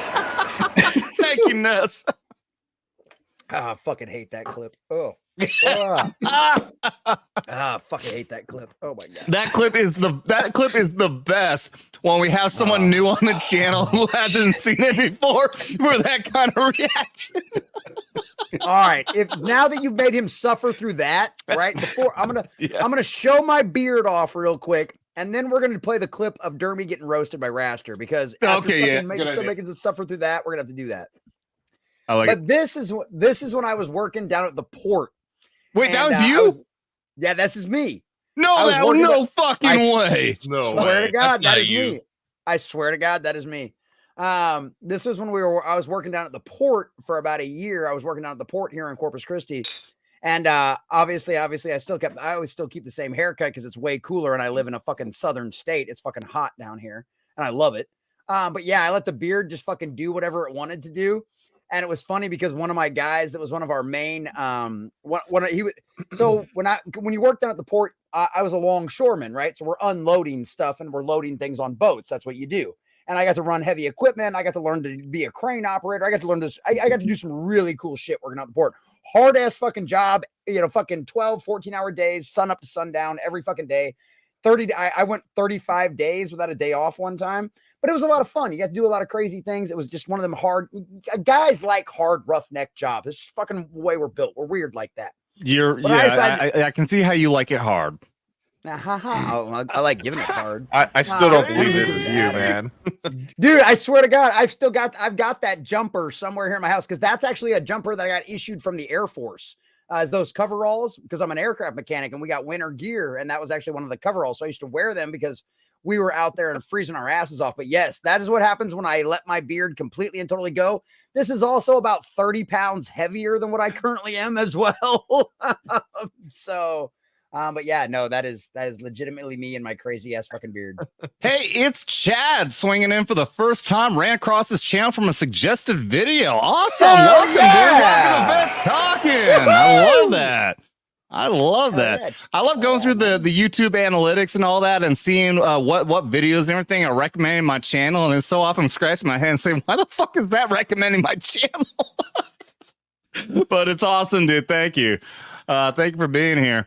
Since we're talking beards, I shared this over on Jay's show too because we were talking beards because I was with Fear the Beardo, so I had to give a competition. Said who has it better. This is the longest I ever had, dude. This is a few years back. This is when I was doing executive protection training out in Colorado, and yeah, dude, my fucking beard was fucking beefy. Dude, you look kind of like you actually kind of look kind of badass with that. Like you've got kind of like that hardcore, almost like pirate kind of like I don't know, like G.I. Joe. Pirate? Yeah. What the fuck? Like, well, because I'm like you kind of look like Blackbeard, but like honestly, like if I saw you, I wouldn't come poke you in the chest if I didn't know you. You know what I mean? Like I think that's pretty good, dude. You should do that again. I think and you no, look like it's too much. you look less like Will Wheaton. You look like less. But your hoodie is tucked in. Wow. Yeah, he's kind of gay. Dude, I know. I got roasted over on Drunk 3PO's channel too. Yeah, look, I'm wearing a fucking pistol. Okay, we're on the fucking range. This is in Colorado in the wintertime. This is the fucking school. You can see I had to wear the school's fucking gear. You see the same logo on both. And this is how we had to do it. It was cold. I had to wear the fucking hoodie and I had to tuck it in. I know it looks weird. I'm very fucking aware. You can see also how much we were shooting. The reason my finger is taped up, because I got a blister. I got a blister on my finger from how much shooting we were doing. It was. Oh, you poor thing. You got paid. Dude, it hurt, bro. I feel so bad for you. Oh. You go ahead. You get a fucking blister on your fucking finger. So it's from the fucking trigger guard. And you still got to keep on fucking shooting. That shit burst open. The blister burst open. I was fucking leaking shit all over the fucking place. It was brutal, dude. That was a lot of fucking shooting we were doing. That train was. I believe that now. That train was fucking awesome. That train was fucking great. Awesome, dude. All right, you ready to show this fucking Dermy clip? Yeah, let's do this. Wait, let's do one of these shots. We got 2 shots coming up. Let's do one shots first. Yeah, we got 2 shots coming up. Go ahead and highlight the first one if you could, please. All right.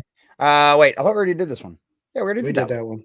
Okay. Okay, go ahead and do. Samuel, yep. All right, you want to do the clip? Samuel! Wait, what? What do you want to do, Adam? Tell me what you want to do, bitch. Otherwise, I'm going to start running the show myself.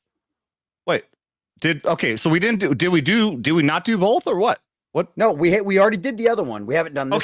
So Samuel the Infamous, $20. Yeah, we're a real professional fucking organization here, clearly. It says, hey, highly organized. Stopping by for the algorithm. Well, apparently he's stopping by to get us drunk, and I fucking appreciate the fuck out of you for that, dude. Thank you. Here. So let's see. We've already done all those. So let's go to the original, the very first video that we ever had. Shot.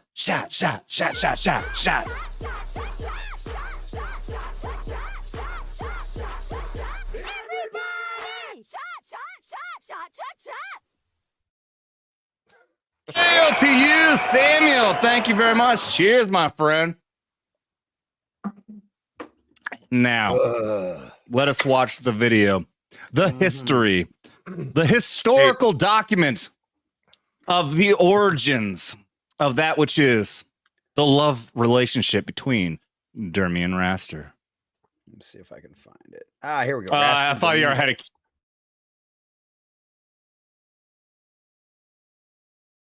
That's how you do it. Mr. Raster Caster, first time out here, first time ever hearing your fucking voice. I always thought you were like 65-year-old crusty old man, but turns out you're not. What's up, dude? What's up? What's going on? Like you said, I'm Raster Caster, soon to be future channel of Raster Caster. Yeah, I'm spiritually endowed and very, very crusty. And don't even look like that, Dermy. Look at your mouth. Look at that mouth. Yeah. Your fat gay ass sucks a dick with a hot dog bun wrapped around it because the semen isn't filling enough for you. No, I'm better than you, Dermy. Shut the fuck up. You knew God hated you at an early age. When your parents rolled you into church for the christening by the priest as a baby, the priest thought you were so fucking fat that the ordinary ceremony wouldn't even cover your ass. So he asked the ship captain in the congregation to break a champagne bottle on the starboard side of your ass to christen you. Yeah, his fat gets the alcohol absorbed before his blood does. Jesus Christ, Dermy. The only benefit of you shaving that fucking thing you call a beard is that I can get a more accurate chin count on you. Yeah, you suck. All right, shut the fuck up, Dermy. Yeah, shut the fuck up. Your channel should be demonetized on the excessive adipose tissue display alone. Hey, Ryan, let's take a let's break that down a little bit. What do you know about Dermy? When you decide to go by the name Dermy Wermy, I'm pretty much just gonna assume you're a freak. All right. You look like you were conceived when someone gave a blowjob to Hagrid from Harry Potter and then burped into an empty bucket of KFC that acted like an artificial womb. Why is everybody mean to Dermy? He seems like a nice kid. Shut up! No, hell no! You shut your mouth about that. I don't care if you're a culture casino. You shut the hell up about that shit. He's a piece of shit, degenerate bastard. He's not even human. He has no. He's not even human. He doesn't even need rights. You look like if Hodor and Thomas the Train had a butt baby. Oh, you might not hear me say this, so don't. Someone's gonna probably clip me from saying this. Dermy's right on a part of things.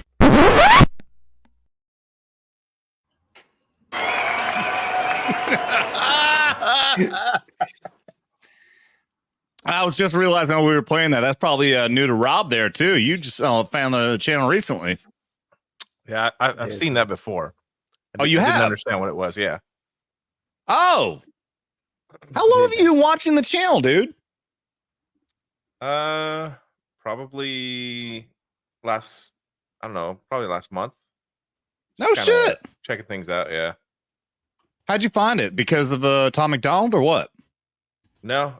So I was looking for more veteran focused channels, and YouTube. I mean, you type in veteran in YouTube and you get a bunch of garbage. I typed it into Rumble, and that's how I found you on the Rumble side. That's right. Yeah, you're on the Rumble side. That's great. Hell Fuck yeah, dude. Hey, Big Rob is an OG. Homeboy hangs out in my chat all the time on my daytime streams, on my evening streams. Like, he is great. Yeah. So shout out to the Rumble. Please, if y'all are on YouTube, as we all know, YouTube's grip, just like the Empires, just like in Star Wars, in the original Star Wars movie, before it was even called The New Hope, in the original Star Wars movie, what is the line from Princess Leia to Darth Vader?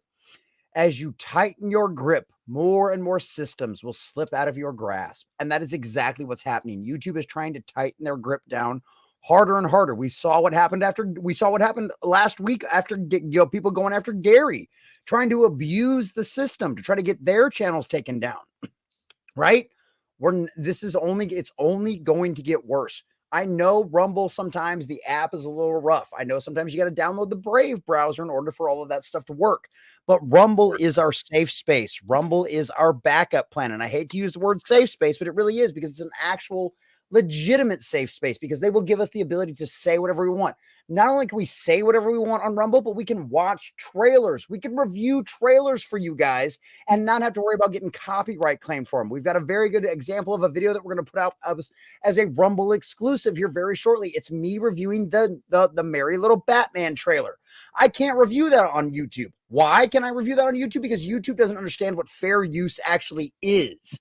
Rumble does. So if you guys want to see more trailer reviews, if you guys want to see more movie reviews, if you guys want to see more us, maybe even, I don't know, you guys want us to review old school television shows, and we can actually do watch alongs with you guys and watch. Oh, we're going to review the Marvels here in a little bit.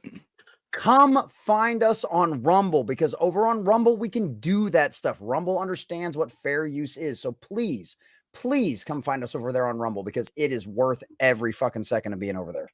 Absolutely, but I do love seeing all the emojis. Yeah, I forgot this that we call it "Shut the fuck up, Dermy." We end up changing it. It's just Raster's face, but I love seeing all the members emojis out here. We've got the Raster's face. I'm surprised nobody dropped the gay. Oh yeah, that's right. Holy shit! Yeah, going back up. Cloud dropped the gay Dermy, the gay bomb. Gay. Oh, dude, I love it, dude. I'm so proud of these fucking emojis, man. And dude, I said this a while ago. I meant to. There's a few different emojis that we had ideas, a lot of recommendations. I haven't done them yet, and I do apologize. You guys deserve better. Yeah, because we have so many fucking members. The more members we have, the more emojis I can create. So and also we can do emojis over on Rumble as well. So anybody that becomes a member over on Rumble, you will get access to emojis. And the cool part about Rumble is we can give you access to a few emojis just for being a follower, over on Rumble. And then when you become a member, we can give you access to even more emojis. So all of the same emojis you've got over here plus more can happen over on Rumble as well. So definitely come check us out over there. So Will, give me an opinion. What do you think now about our Dermy and Raster situation going on here after watching that video? I'll tell you what, man. Dermy's like a little whipped puppy that Raster just keeps on, beating the shit out of. Yeah, is relentless, and we love it. We love it because he takes it like a bitch. No, he takes it like a little bitch man. He does take it like a little bitch man. He's perfectly open to all the abuse. There's a reason why. Has he ever fought back? No. Well, he does try to act tough, especially when he drinks. He gets drunk. So he's got his own show. You guys, everyone out there, you can show some love. Dermy Wermy, video description below. You can click on there and give him a sub and show him some love too. He made the show Ballbusters on Friday. I don't want to diminish it, but it is like Skinemax Saturday 2.0, and he actually really hates it when I say that. We had a conversation about that, but it. Really, though, he created because he wants to take what we do here when we're busting each other's balls and then take that over to his channel. But what it ended up being is just everyone who he has on the panel just busts his balls. That's all it is. Just everyone picking on fucking Dermy. I'm actually gonna be on that show sometime in December. I'm gonna be on Ballbusters. I'm gonna be nice to Dermy, and I'm actually gonna cut out of my comic shop show a little early on Friday night, and I'm gonna go hang out with Dermy just because you know what? If anybody deserves to have their balls busted, it's fucking Dermy. Because you know what? Go suck a dick, Dermy, and I know you like it, so it's okay. And that's the best part is we can still pick on you even for that. Because that was my best part. That was the best part when Dermy decided to go.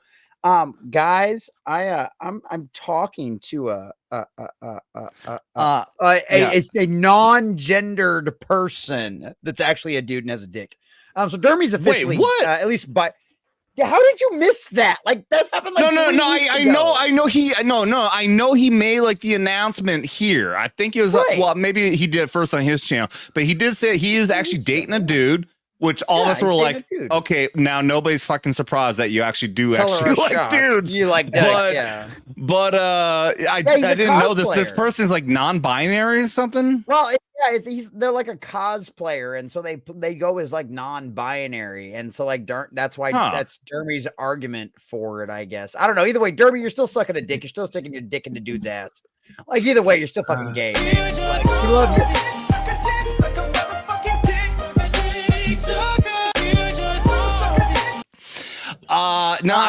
I gotta assume. I mean, Dermy's a base dude at least. You know, he's fucking conservative. He's never really described himself. But I mean, I've got to assume that whoever he's gonna fucking date is gonna. It's not gonna be a fucking libtard.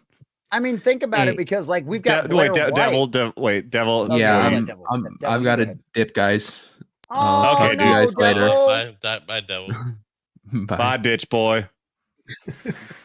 Oh, wow, he just fucking okay, fine. I was thought gonna like drop your wanted no him to outro, no respond. nothing. What the I didn't want to fuck? just call him bitch boy and dip out. I wanted him to respond.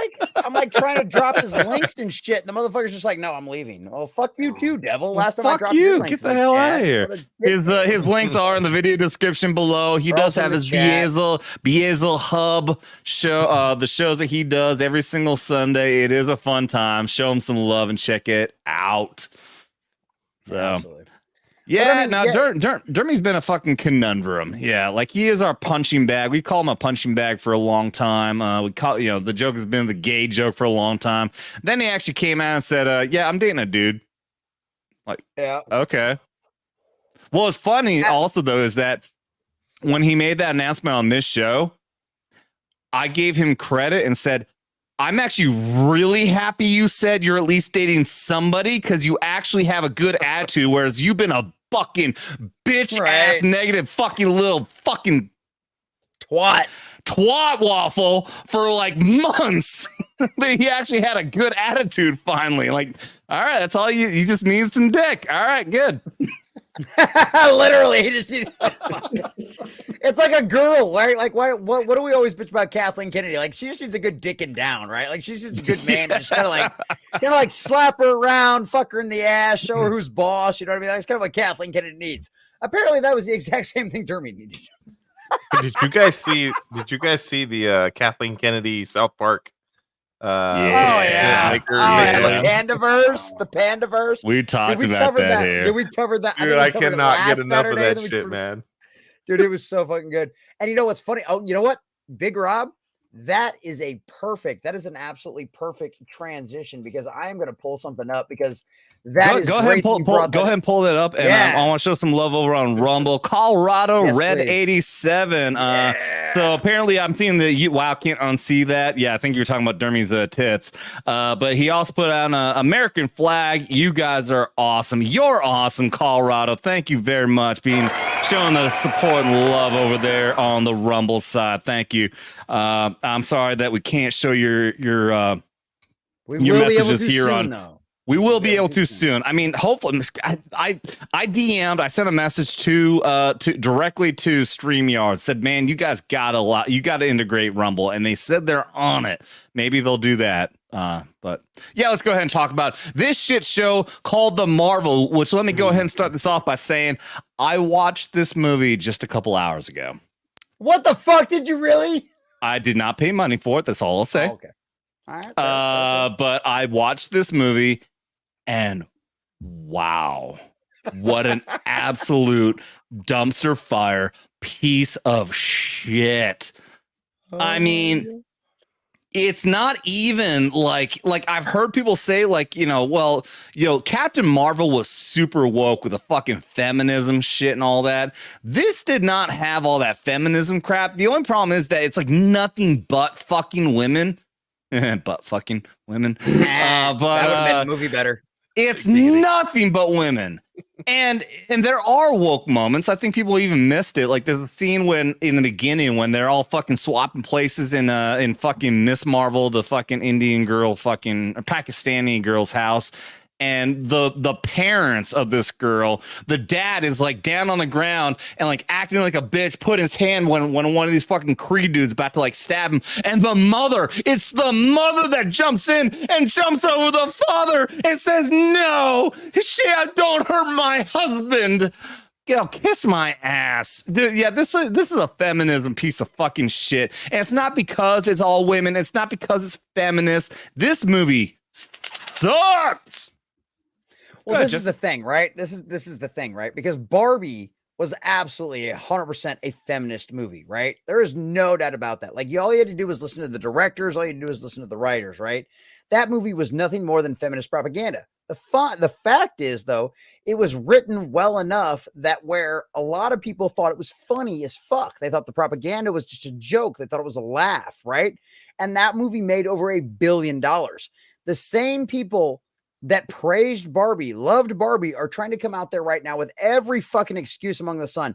Oh, the actors and the actresses didn't get to promote the movie on the red carpet. Okay, even Hollywood insiders are like, that would have maybe only added a few $1 million at the most to the movie. So there was no way this movie was not going to end up being a fucking bomb. And what's really funny about this is there was people out there going, this is going to probably make 250. This is probably going to make 300 million. It might even make 500 million. From the very beginning, I was saying it'll be a fucking miracle if this movie cracks 200 million worldwide. And guess what, assholes? I was right. Because this movie right now, well, we're not going to get the worldwide box office for the weekend until probably Tuesday. That's normally when we get it. But at this point, if this thing has a 50, I mean, this is the lowest drop in MCU history, an 87% drop from the opening weekend to now. That's the worst. That's crazy. Most movies average anywhere between 50 to 65% of a drop from the first weekend to the second weekend. This movie has an 87% drop. And at best, we know this movie has a $250 to $275 million production budget. But next year, because of the way the UK tax filings come out, we will find out at this time next year how much this movie actually costs. And I am betting you money, just like we found out with The Rise of Skywalker, that this movie will end up costing $450 to $500 million because of all the reshoots, because of all the backwards editing, because of all the cuts. And guess what? That means if that is the case, even at the $275 million marker, right? This movie has to make at least $700 million to $850 million worldwide to even break even. This movie is going to cost Disney, Marvel, Kevin Feige, and Bob Iger hundreds of millions of dollars is how much this movie is going to end up losing them. And it's fucking hilarious. It's exactly what they deserve. I am here for all of it. I love it. Will, what do you think about us? Have you been keeping up with the shit? Just a little bit. I haven't really paid much attention to the movie in general. Like I watched some of the Disney Plus series that led up to it. But you actually watched WandaVision and Myth Marvel? Yeah, just for shits and giggles, better, lack of anything else better to do. I think it's a two-prong problem. I think maybe a three-prong. Number one, the Disney Plus is ruining a lot of the movie-going experience. So, I mean, all I technically have to do is wait, I don't know, 6 months or whatever, and it'll be out on Disney Plus, and I can watch not it. even anymore. Yeah, just a More few like months. 2 months now. Yeah. Right. So I think that's part of the problem. I think another part of the problem is I'll be honest, people are getting burnt out with all of the MCU, and even talking about, not talking about, the MCU or, whatever else, woke spin you want to put on it. It's just been like, we're at like 30 something movies and series now. Like people are starting to get burnt out on it. Do you know where the term MCU originated? I just saw it on the Twitter a couple minutes ago on Common Nerds page. Okay, you got it from the Common Nerd. So that's a very so we actually have articles up and ready to talk about on here too. That originated from the channel called Nerdrotic. Gary Buechler, who is like, if you were to look at like when you talk about YouTube circles, he's like the president of our YouTube circle. Friday Night Tights. Yeah, Nerdrotic. Yeah. Yep, Friday Night Tights, the show that I was talking about that just had like 18,600 people watching at one single moment during a live stream. He created the term MCU, and it's viral now. It's all over the fucking internet. And that's the fellowship. That's our YouTube circle. And I could not be more fucking proud. We've got articles we're going to talk about that in Variety and all kinds of shit that he's now mentioning because he's racist and sexist and homophobic and all this misogynistic and all that. Misogynistic. Yeah, I think we've seen a lot of shift away from, and call it whatever you want to. I don't really give a shit. starting out with, you know, Captain America. Hail the and 199. Lance Corporal Waffles, I got to give you a shout out. Yeah, what's up, buddy? I see the 199. Love the 199. That's another thing in our little YouTube circle. That's with the geeks and gamers. Sorry, Will. Sorry. Yeah. Sorry to No, interrupt. no. You're good. You're good. Make the shout outs when you got to. You know, we went from Iron Man and Captain America, you know, and the Avengers, and now we're branching out so much, and we're getting into all these other things. And I'm, you know, they'd be valid in their own right, but it's they've leaned so hard into the you know, the women are better than boys, and you know, it's just they've taken a lot of, you know, the meanings the comics had behind them, and just kind of trashed it. Yeah. Oh, they destroyed it. Yeah. I mean, the comics are all shit now too.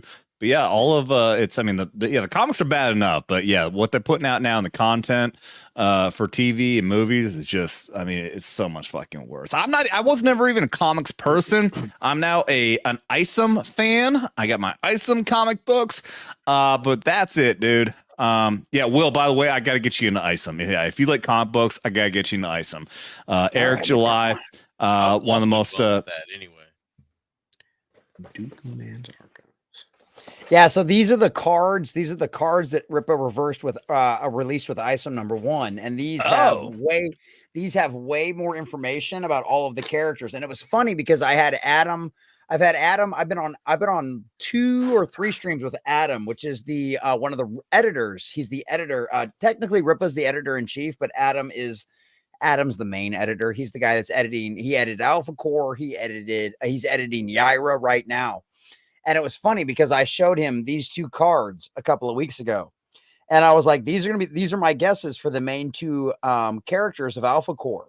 These are going to be the enemies. These are going to be the villains. And Adam's like, I ain't saying shit because NDA. And I'm like, all right, appreciate that. And then what happens come Monday when Alpha Core launches? Guess who has their own covers? These 2. Homegirl right here. If you see this homegirl right here, she's got a cover. She looks smoking fucking hot on the foil cover. And then this guy right here, her partner, not her boyfriend, they're not relating. They're not like dating or anything like that. But her partner, her criminal partner, is the other guy that's on the other one. So yeah, spot on for Adam and me. I like saying it when I'm right. It's been one of those things. Like I tell people I'm not psychic. I'm not some Hollywood expert. I just listen to what people say, right? I listen to what people tell me. I listen to the crowds. I listen to the fans. That's all you got to do. If you pay attention to this is one of the things that like you pay. Yes, Gary, the #1 gamer. Gary, the #1 gamer. Absolutely. Watch that man game. He's the #1 gamer. Let's see if we can get Gary on for one of our streams with Animal Party, because those are always a good time. But yeah, it's one of those things. I just listen and pay attention to people. And that's how I figure out how this stuff is going to happen. And it's the same thing with just believe these people. Just believe them. And when they tell you things, and you'll know everything you need to know. Why did I know that One Piece live action was going to be good? Because I listened to the people that were behind it, because they said, hey, this is what we're doing. Why did I know Rippaverse was going to be good? Why did I know Rippaverse was going to succeed? Because I listened to Eric July and I knew what he said. I knew what his intent was going to be. So yeah. And that's why we know all the rest of this Hollywood shit's going to fail, because we know what their intent is. I've been actually thinking about dropping the little hint, teaser, something might happen. Gary Nerdrotic, who is on competition, try to get 1 million subs. Might something happen with this channel? Ooh, I'm not going to say anything for sure. I'm not going to say when or what, but there are talks. That's all I'm going to say. Well, and since you brought up Gary, this is a perfect time to bring up this chat, because this is actually a tweet from Gary. I'm sure. Now, this is from our dear sweet Grace Randolph. Now, if you don't know who Grace Randolph is, I don't blame you one bit. Most of us shouldn't know who Grace Randolph is. But Grace Randolph is a YouTube movie critic. This is a lady that is generally all down for the cult at all times. She's an advocate of the spirit of the age. She normally pushes a lot of this kind of stuff. But at the end of the day, you can't deny numbers. So what did Gary say? They eventually come around. My girl Grace hashtag MCU. Now, one of the things that you can see from this tweet is, as you can see here, $47 million opening weekend. Now, those were the estimates. It actually ended up being $46.1 million. So it technically didn't even come close to $47 million. That's how fucking pathetic of an opening weekend we had. But even Grace here has to point out, the audience that went to see the Marvels, 65% male. The women who this movie was supposed to be for, they didn't fucking show up. They did not show up to see this movie. So you can go out there and call us a bunch of fucking, sexists and all this other kind of nonsense. But guess what? The only people that showed up to this movie were a bunch of fucking dudes. So go right off and fuck off with that shit. But even Grace, even our dear, sweet Grace Randolph, has to admit that it is MCU. Check this shit out. Now, I'm sure you've heard the term MCU. It's being used by some fan communities. So much. Yes, the term is extremely offensive, but it's also becoming undeniably true. Well, how about that? Now, I'm sure. Fucking shout out to Perry Chan, the absolute legend. How is calling it MCU? How in the hell is that supposed to be offensive? Shouldn't that Because make she's a women feel fucking even better? feminist. Exactly. As I said, she's a member of the cult. She's an advocate for this kind of stuff. But even she's got to the point where she's like, "Holy fuck, they're right." Like I can't deny this anymore. MCU is accurate because it is. And like the picture this is from Grace's video. This isn't us editing any of this. This is Grace's video. And what does she show here in the video, right? Captain Britain, Miss Thor, Ironheart, She-Hulk. I don't even know what the other fucking chick they called her, but the blonde knockoff version of Black Widow. We've got fucking Silence there. Silence, fucking Echo. We've got our MCU version of Black Panther right there, Shuri. And then I can't even remember the name of that villain, but that same thing too. Like this is Grace's graphics. She's the one that put this in the video. And even she's like, yeah, dude, it's all fucking females and nobody's showing up. We don't fucking care. Like the fact that Grace has to admit this is insanity. This is like Variety roasting the MCU, roasting Marvel, even though they tried to suck off Kevin Feige something hard in that article. But the exact same time, they were still like, look, this shit has gotten bad. Nobody can stand this anymore. And even Grace has to admit this now. And that's insane. I just dropped I just dropped the link to Nerdrotic in the chat as if he doesn't really need our support. However, he is in the competition with Dan Vask to reach 1 million subscribers. And like I said, hopefully, we might have a little already. But for that already, I guarantee most of the people watching have probably subbed to Nerdrotic. However, we do have a lot of the Hangover gang, Tom McDonald fans out there who might not be aware of him. Will also please go ahead sub to Nerdrotic. But I would actually prefer people to sub to Dan Vask because I want Nerdrotic to lose that competition, and I want to see him. I want to see him have to sing a oh shit, what's the band? It's a Journey. Not Journey. What's the one that he fucking hates? Oh my god. Did the long cowboy song? The why on are our brains not working? On a steel horse I ride. Does nobody know this fucking band? Somebody in the chat will know in a second. But yeah, on a steel horse I ride. The fucking Bon Jovi. Bon Jovi. Jeez. Oh my god. Bon Jovi. Holy shit. Sub to Dan Vask. Sub to Dan Vask. Sub to Dan Vask. We want to hear Nerdrotic sing Bon Jovi because he's going to fucking hate it. So please subscribe to Dan Vask. Get him to 1 million subscribers. Let's get this fucking done. He does great numbers. Will and everyone else, here's the competition. Whoever gets to 1 million whoever does not get to 1 million first. If Dan Vask loses, Dan Vask will have Dan Vask. Dude, seriously, you really do. If you like good music, you really do have to check him out. The dude is an amazing fucking singer. He does amazing fucking. How do you describe it? Like metal covers. What? He does no. Yeah, But I mean, how do you describe his music? Like, it's like I would say like a metal. I would almost say like a metal opera to a certain degree. Like if you guys had, like, everybody remember Amy Lee from Evanescence, right? Oh Dan- yeah. Dan's kind of like a male version of that, except he's way more metal. He's way more metal. Dude, he doesn't do as much opera. He's just like way more metal.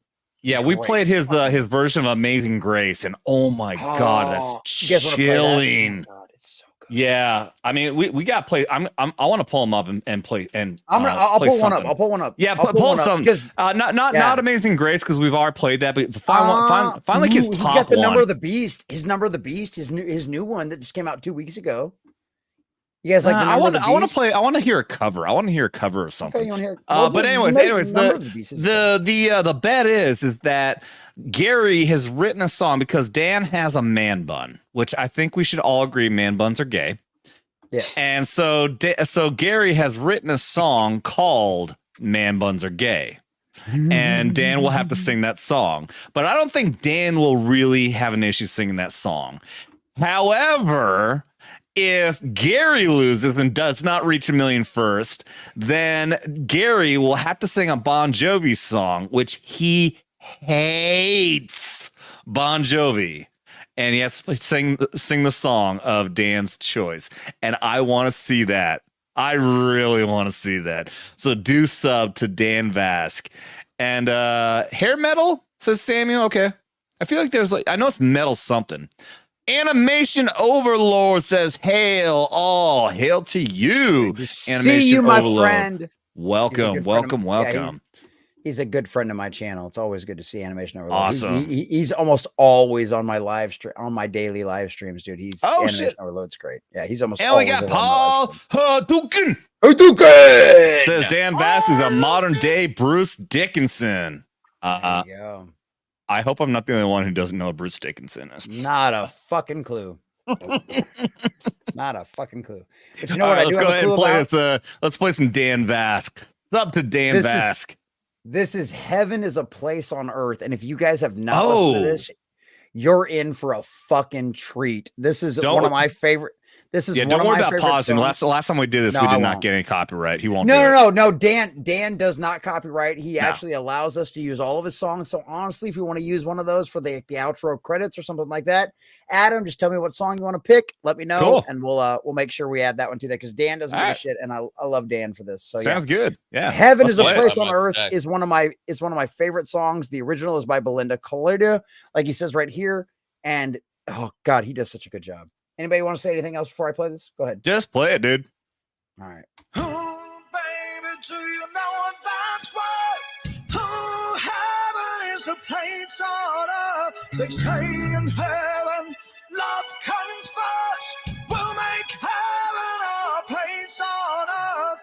Oh, heaven is a place on earth.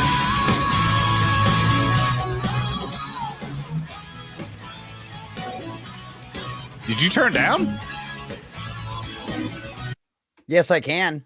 No. Also, I asked, did you turn down? Because it sounded like it dropped. No, turn it all the way up and keep playing. Oh, okay. No. Hold on. I don't know why that happened. That's weird. No, just go ahead and keep playing. All right. One of the other things too is I want to point out he's wearing one of Drunk 3PO's shirts in this video. Yeah. Yep. I noticed that. Is this the same guy that sang that song about cats? What? That I don't know. There was a guy that did a rock song about cats. This guy looks familiar. Oh, you might have. Well, look it up, see if you can find it. I don't know. I don't remember. I've been seeing this guy all over my pages. I was like, who is this guy? And why does he keep appearing on my YouTube channel? Because Dan Vask wrote the intro for FNT. This is the guy. What we gotta do? We gotta play that. We gotta play. He's got the full music video, the intro to FNT, and it's epic. We're gonna play that too. Yeah. Okay, so let's go ahead and play some of this, and then we'll play that full one. Yeah, for sure.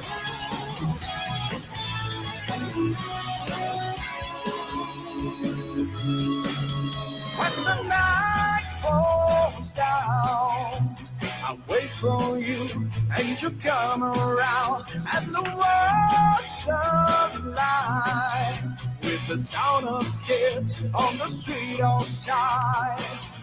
When I walk into the room, you pull me close and we start to move, and we're spinning with the songs above, and you lift me up in a world of love. Ooh, baby, do you know what that's for? Ooh, heaven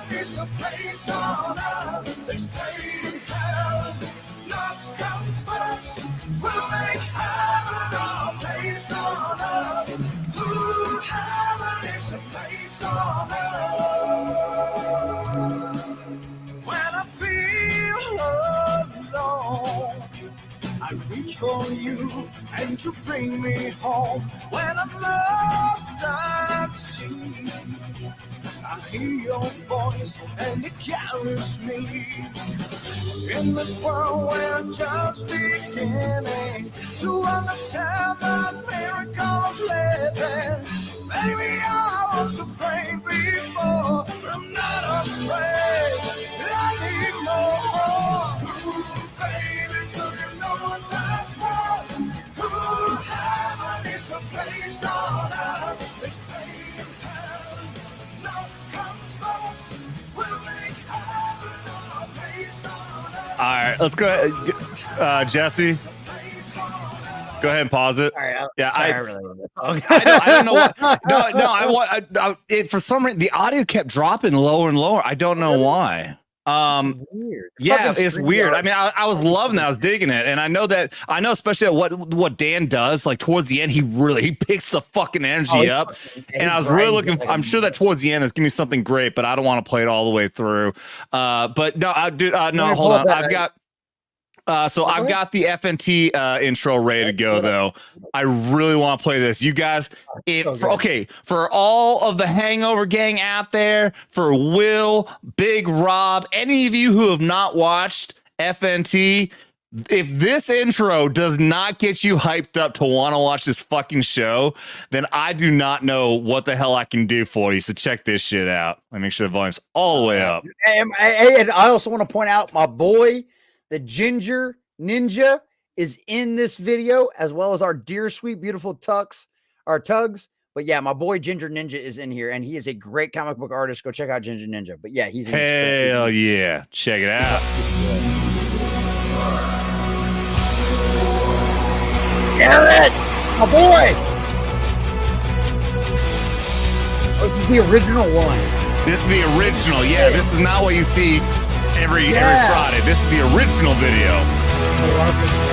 Here they come and the crowd cannot wait. Oh, hail Friday Night Tights. I apologize because I'm probably late. Oh, hail Friday Night Tights.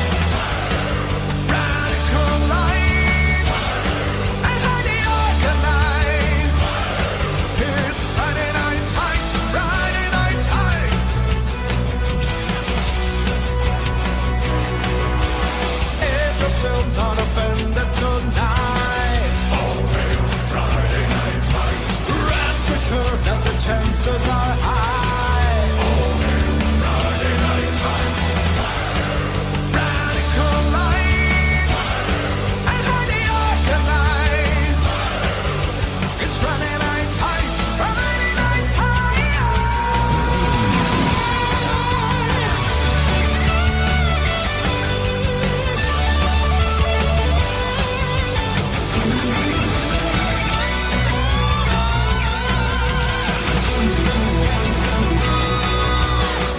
has come, they are finally here. Oh, hail Friday Night Tights. We're not affiliated, just so we're clear. Oh, hail Friday Night Tights. Radical lights, highly organized. It's Friday Night Tights. Sweet Mother Mary, turn on the eye you got real. It's Friday Night Tights, Friday Night Tights, Friday Night Tights, Friday Night Tights, Friday Night Tights.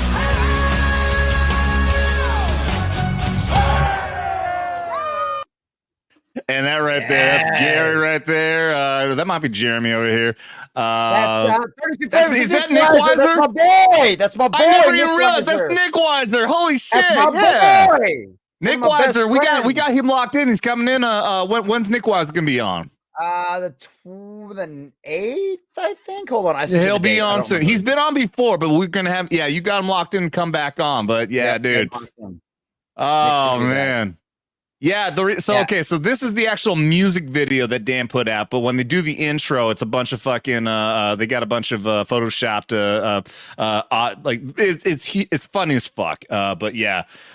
I love this song, dude. Fucking yeah, Dan.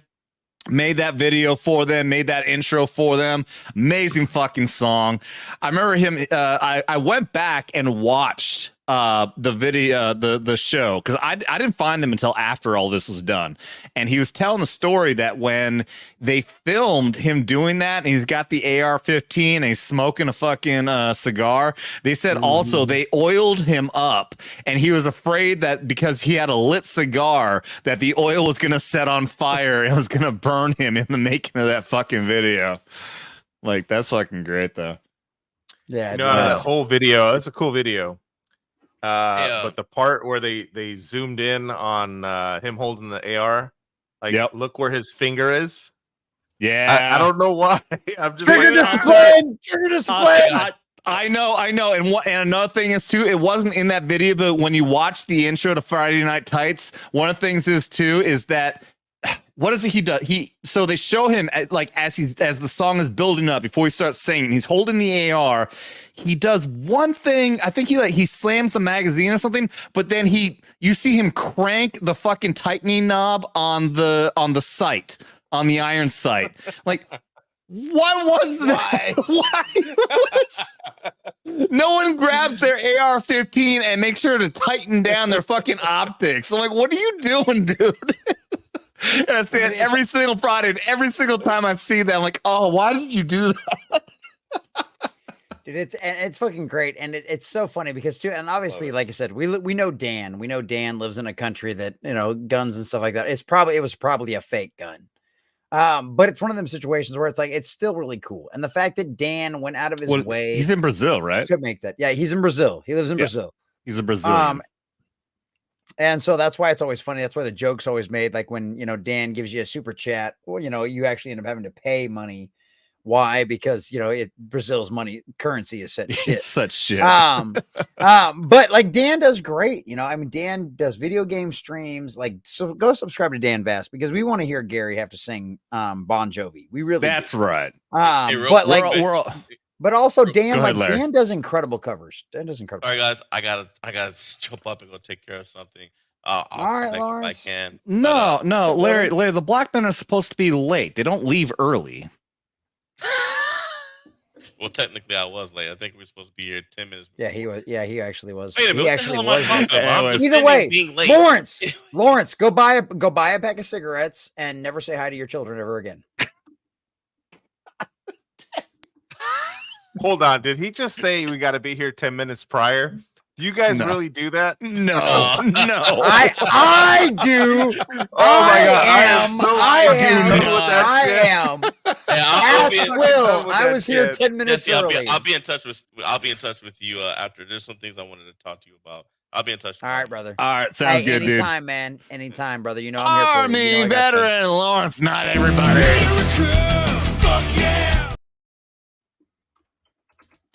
Do you guys remember that 10 minutes prior to the 10 minutes prior?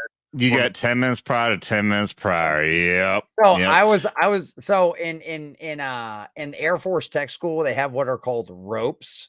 And they're called 10 minutes prior they're for you airmen. guys. 10 minutes prior for you guys means 10 minutes late. Yeah, you can show up whenever the fuck you want. They called airman leaders, and I actually, just to be an asshole, one time I took everybody's little they were like, I don't even know what the fuck they were. They I don't remember what DD2 314s or some shit. They were essentially like, hey, you screwed up and you have to fill out a paperwork and give it to me. And so like I literally just took everybody's paperwork for not being not being early. Just to make them fill out another one. I was like, I'm not actually going to turn these in.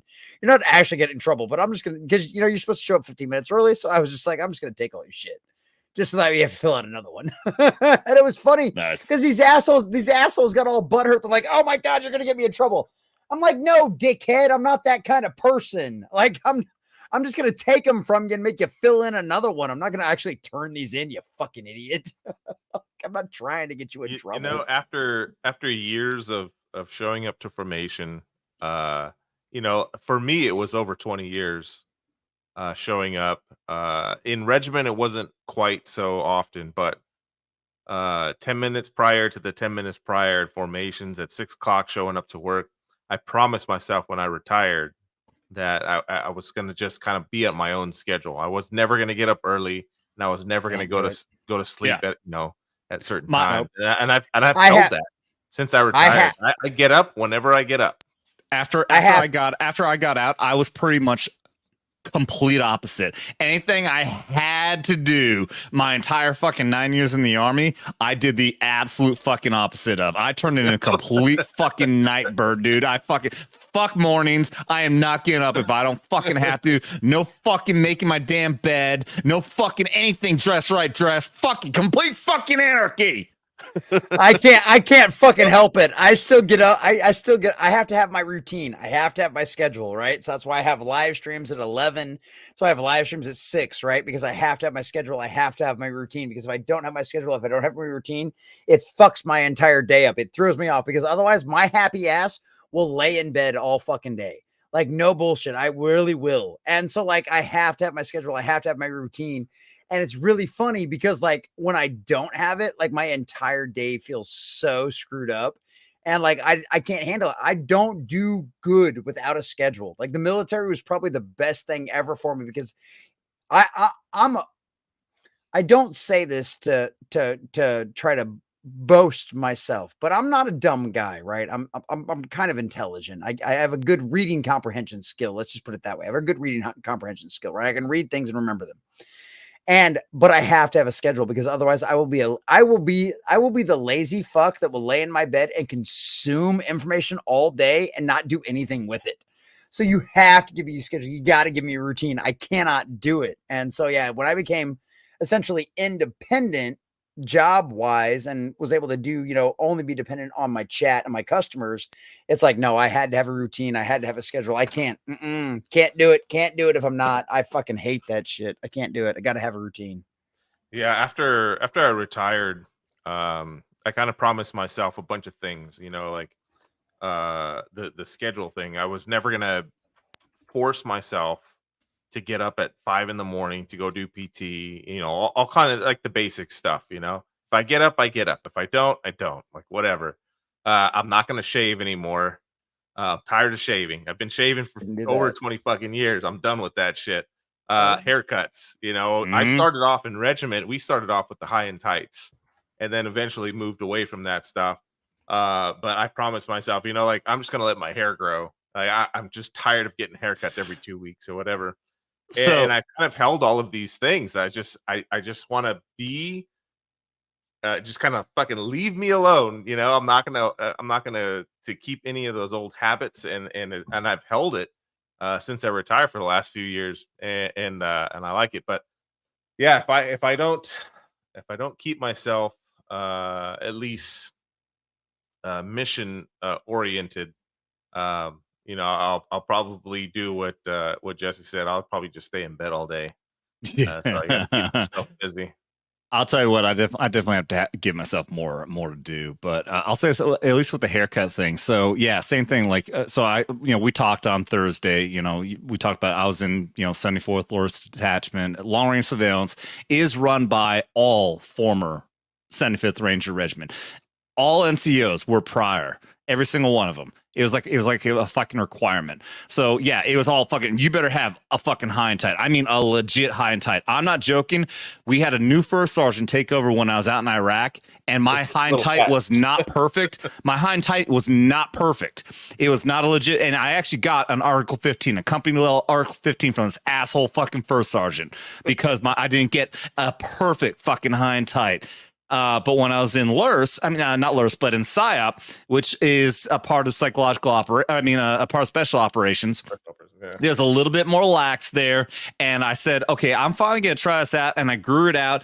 I started growing it out just to where I could barely just comb it backwards, and I've stuck with that ever since. So I do a medium fade, and I can just comb it back. But yeah, I still can't grow it out any more than that, mostly because of the just the stigma, dude. Yeah, the stigma. Just that fucking discipline that we had in places like in LURS and 75th Ranger Regiment. But okay, I wanted to highlight on this because, okay, so Clinton was saying that he thinks that Dan was adjusting the selector switch. No. I'm going to show you right now. What he does. Hey, YouTube, that's just a toy. It's a toy. It's a toy. That's not real. It's a. What he does water is he gun, but slaps it's in a functional water magazine, gun. and you see what he does. He slaps in a magazine, and there's two knobs right here. And actually, I think when looking back, it must be a reversed image because I'm pretty sure, if I'm not mistaken, the knobs on this does not have the same. Well, yeah, okay. So this has a locking mechanism here. So maybe the knobs are over here. But you see him, he slaps a magazine. And there's on these kind of rifles, the iron sight is attached by screw-on knobs, and you'll see him. He slaps a magazine in, and then he grabs a knob and he does this twisting motion. And I'm telling you, go back and watch it. Go back and watch it. It is, and nobody does that. There's no need to fucking twist that shit. Oh, you know what? I completely forgot. I actually have it pulled up right here. I'm going to show it. I'm going to show it to you. I'm going to show it to you. I just did a whole fucking thing right there. I completely forgot. I actually had it on the window right here. Hey, just So remember, just remember, chat, Rumble, and YouTube both. We haven't had a shot in a while. Just putting that out there. No, we need some shots. Check it out. He slaps the magazine in. And then there you go. That's the knob. He pulls the knob. He pulls the knob. There's no. You don't grab a selection switch like that. You don't grab. You don't need to grab it with two fingers to grab a selection switch. But hey, man, if you only got one hand and you're smoking a cigar, you know what? You turn it to full auto. You know what? You don't need to turn a full auto with two fucking fingers, though. But we love Dan. We love you, Dan. Vote for Dan Vass. Sub to Dan Vass. We want Dan to win. Sub to Dan. We're on Team Dan here. Let's see. Gary's at 898,000 right now. And Dan's over 900,000. That's fucking. He's winning. Dude, I love that, dude. I love seeing our friends succeed. You know what I mean? Like, I love Dan Vask. I love Gary. Like, I love the fact that these guys are so close to 1 million subscribers is so mind-boggling because that's putting them on the level of like Star Wars theory. Like, that's putting them on the level of like the Marvel's actual proper YouTube channel, right? Like, you have to understand this. Our fellowship is more influential now than Disney, than Sony, than Marvel, than like any of the rest of these folks out there. And that is insane. That's why the Marvel, to bring it full circle, that's why the Marvels is failing, right? That's why the MCU is failing, because guess what? They would rather watch our dumbasses on Friday. And you beautiful folks out there in the chat, you Main Street folks out there, those of you that decided to get away from the cult, those of you that decided to give up on this bullshit, you guys would rather watch us on Friday and Saturday nights than go to the damn theater. And that shows you how far they have fallen. That shows you how much they have failed. That's the reason why YouTube is exploding. That's the reason why Rumble is exploding. That's why all of these things are exploding. Because guess what?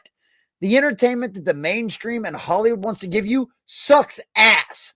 You would rather sit here on your Saturday night and spend 3 or 4 hours watching a bunch of fucking veterans get drunk and roast this shit and talk about the good stuff like ISOM and like my buddy Jason Sandberg's Jupiter comic and our brother Hojo, our military brother Hojo's Mythicals comic. You guys would rather sit here and listen to us talk about that and watch Dermy get shot in the dick than go see a Marvels movie. How fucking pathetic is that? They spent $250 million at minimum on that movie. And Adam and I spent $5 getting this shit together. The fuck? Yep. What the fuck? What the fuck? And that's even like, dude, okay, here's the thing. Guys, guns on YouTube, it's not banned. All right. As long as you're just not doing like stupid shit with them, like being dangerous or trying to promote or anything like that. Like, dude, don't worry. I'm not going to get banned for it. The only thing, like they might demonetize it. Well, guess what? I don't monetize these fucking episodes anyway, so I'm not fucking worried about it. We never monetize it. Well, I don't know. Jesse, now you're setting up the streams. I don't. Well, I did monetize them, but we know we're going to get demonetized, right? But you know exactly. I'm not worried. I'm just for the excessive use of the word fuck would have us limited. All right. So I'm not worried about monetization over on live streams because our money, our funding here comes from the generosity of y'all motherfuckers out there. And we love you for that. So thank you very much. For a channel this size, monetization, memberships, and you guys' YouTube chat, your guys' super chats, and your guys' Rumble rants make up far more than anywhere close to the amount of monetization money we would actually make from these streams anyway. So you guys really are that, like, obviously I can talk shit about Rumble, but or YouTube, I can talk shit about YouTube and talk about what happened to me and everything else. But at the end of the day, it's funny because 2 days prior to my YouTube channel getting nuked, I was just praising YouTube. Why? Because YouTube gives us the ability to monetize our job, our channel, in such an easier way than almost any other thing out there.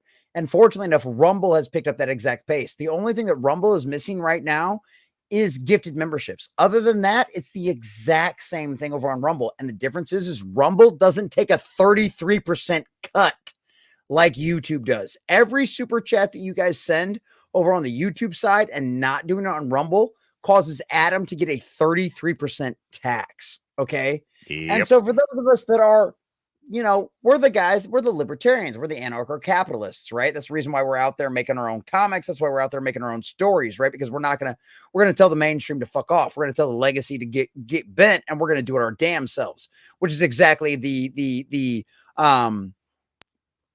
you ever read Atlas Shrugged or saw the movies, right? Who is John Galt? What does John Galt do?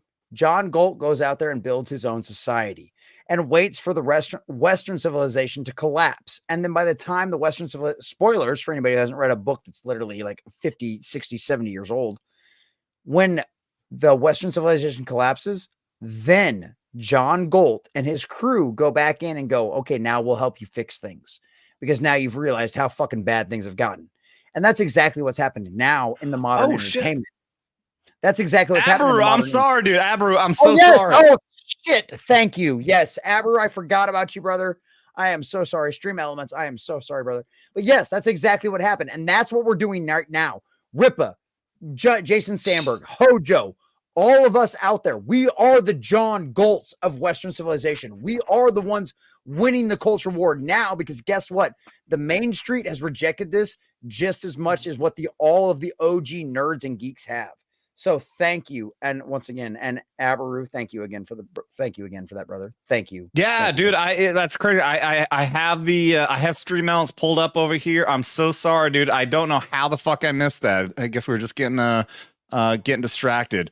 Yes, Chaya, we are the counterculture. That's right. We are the new modern counterculture, and it's fucking amazing. I love it.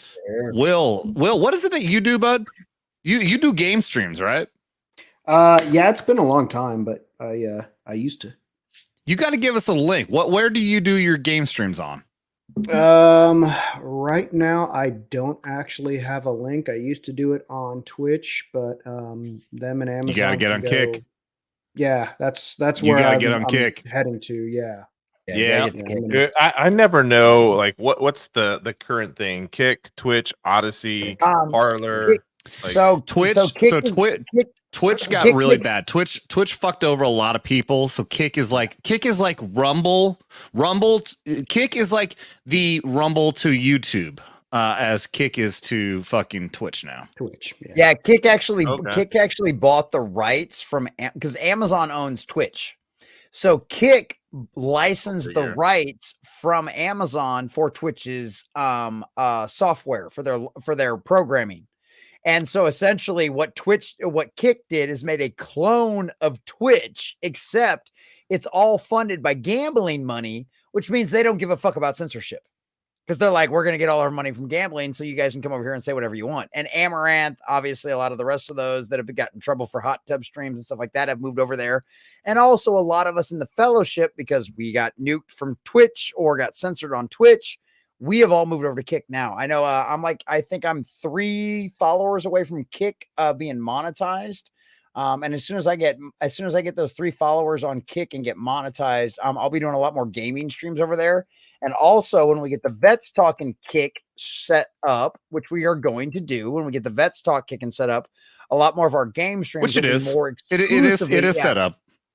Okay, well those will be more exclusively promoted on Kick once we get monetized. Yeah, it is set up now, but yeah, I'm not going to go into all the details. It's too much for something that's not getting anything. But yeah, the game streams will do better, I'm sure. But I'm just going to highlight over here. This is the back end. Yeah, and you're looking at my back end on Stream Melts. Abaru for 40. Abaru being the green-haired anti-liberal simp, but we love you. We love you, simp, and said that's a green-haired freaking wait, no, you got it. You said that's a green-haired freaking liberal.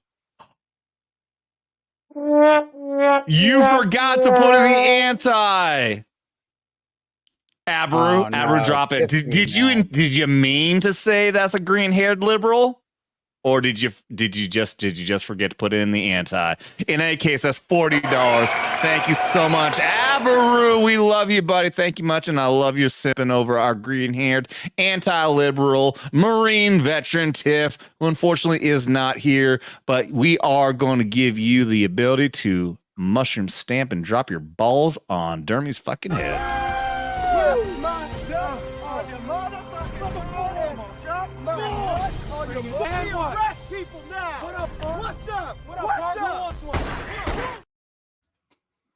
That's right. That's a full shot. That's two, because that's a 2, so you get the full shot there, buddy. Oh my god! And I do apologize. That was an hour ago. He dropped that an hour ago. I apologize, man. Woo! Man, thank you very much for that. Oh, I needed that shot. I fucking needed that shot. I don't know how much more longer we're going to go. I think we might hit one more topic. Does anybody want to take off? Will, how you doing? Yeah, bud? I got to dip for the night. Yeah, go right ahead, buddy. So you don't have any links? You don't have any links you want to share for your show, your game stream or anything? Let me see if I threw my Twitter up there. Let me see if I can find my. Yep, and I edited the video description. Will's Twitter is in the video description below. Do show him some love, and remember, guys, we're telling you, come check out Lake of the Ozarks. If you haven't seen the show Ozark, you can check that out. I promise you, there is much more fun and a lot less death here than what you see on the show. And you can come here, have the resort type experience that you would at Miami for a fraction of the fucking price. So come check out Lake of the Ozarks. The only condition is you have to go and check out the best veteran bar around at Charlie Foxtrots with the owner. That's right. Over there. Check out Charlie Foxtrots. Got anything else you want to say, promote, anything like that? No, I had a wonderful time with y'all, and hopefully I can get back on soon. Absolutely, buddy. Yeah, if you want to be on more often, maybe I might even, if you want, I'll add you into the Vets Talking chat group where I always drop the link, and you can hop on anytime you want. All right, yeah, that'd be great. How about it? All right, sometime we'll have to have the wifey on too. Oh yeah, definitely. All right, man. Thank you very much. 23-year Navy, not veteran, still in. Will. Dude, hang up the boots, brother. Hang up the boots. Hang up those boots, brother. Nah, man, I keep chasing that star. Yeah, he wants more money. I don't blame him at all. Will, thank you so much, buddy. With your time of service, I'm going to give you this. Nice. Later, y'all. Thank you, bro. Take care, buddy. Brother. See you at the bar. Yeah, All the only right. thing I know about the Ozarks is from what I learned from that TV show. Pretty cool, man. Pretty cool.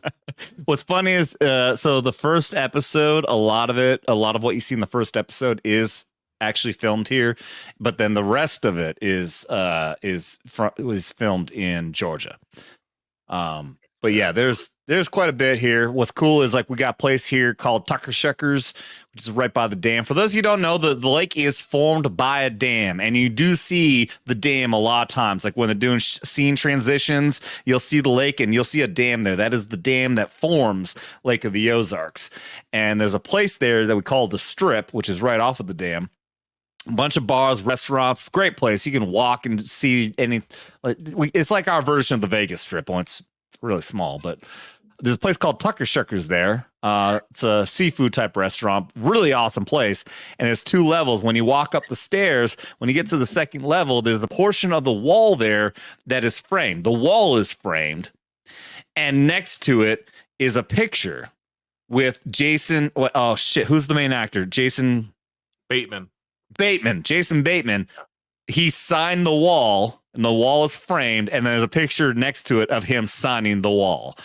So yeah, that was where they did their wrap party at, was at Tucker Shuckers when they wrapped up what they were filming out here. So yeah, that place looks beautiful, man. It's great out here, dude. It's really great out here. And well, now it being like coming towards the end of fall, the fall time was amazing. Like you can still go boating out here. Like the fall time it's been like 70 degrees out here almost every day, high 60s or in the 70s every damn day. I am so fucking pissed off that I had to schedule to have my boat, not being fancy, it's a very small boat, but I had to have it winterized. And I had to schedule 2 months out to get it winterized. So I got it winterized like 2 weeks ago. And it's been 2 weeks of beautiful, amazing fucking weather. I could have been boating this entire damn time. What's crazy is this place is like wall to wall fucking restaurants and bars that you can boat. You can take your boat to, pull up into a public dock, have a drink, get back in the boat, and bar hop to another fucking place just a mile down. It's all over the fucking place. But when the summer ends, like after Labor Day, you've only got about a few more weeks, and then almost all the lake bars close.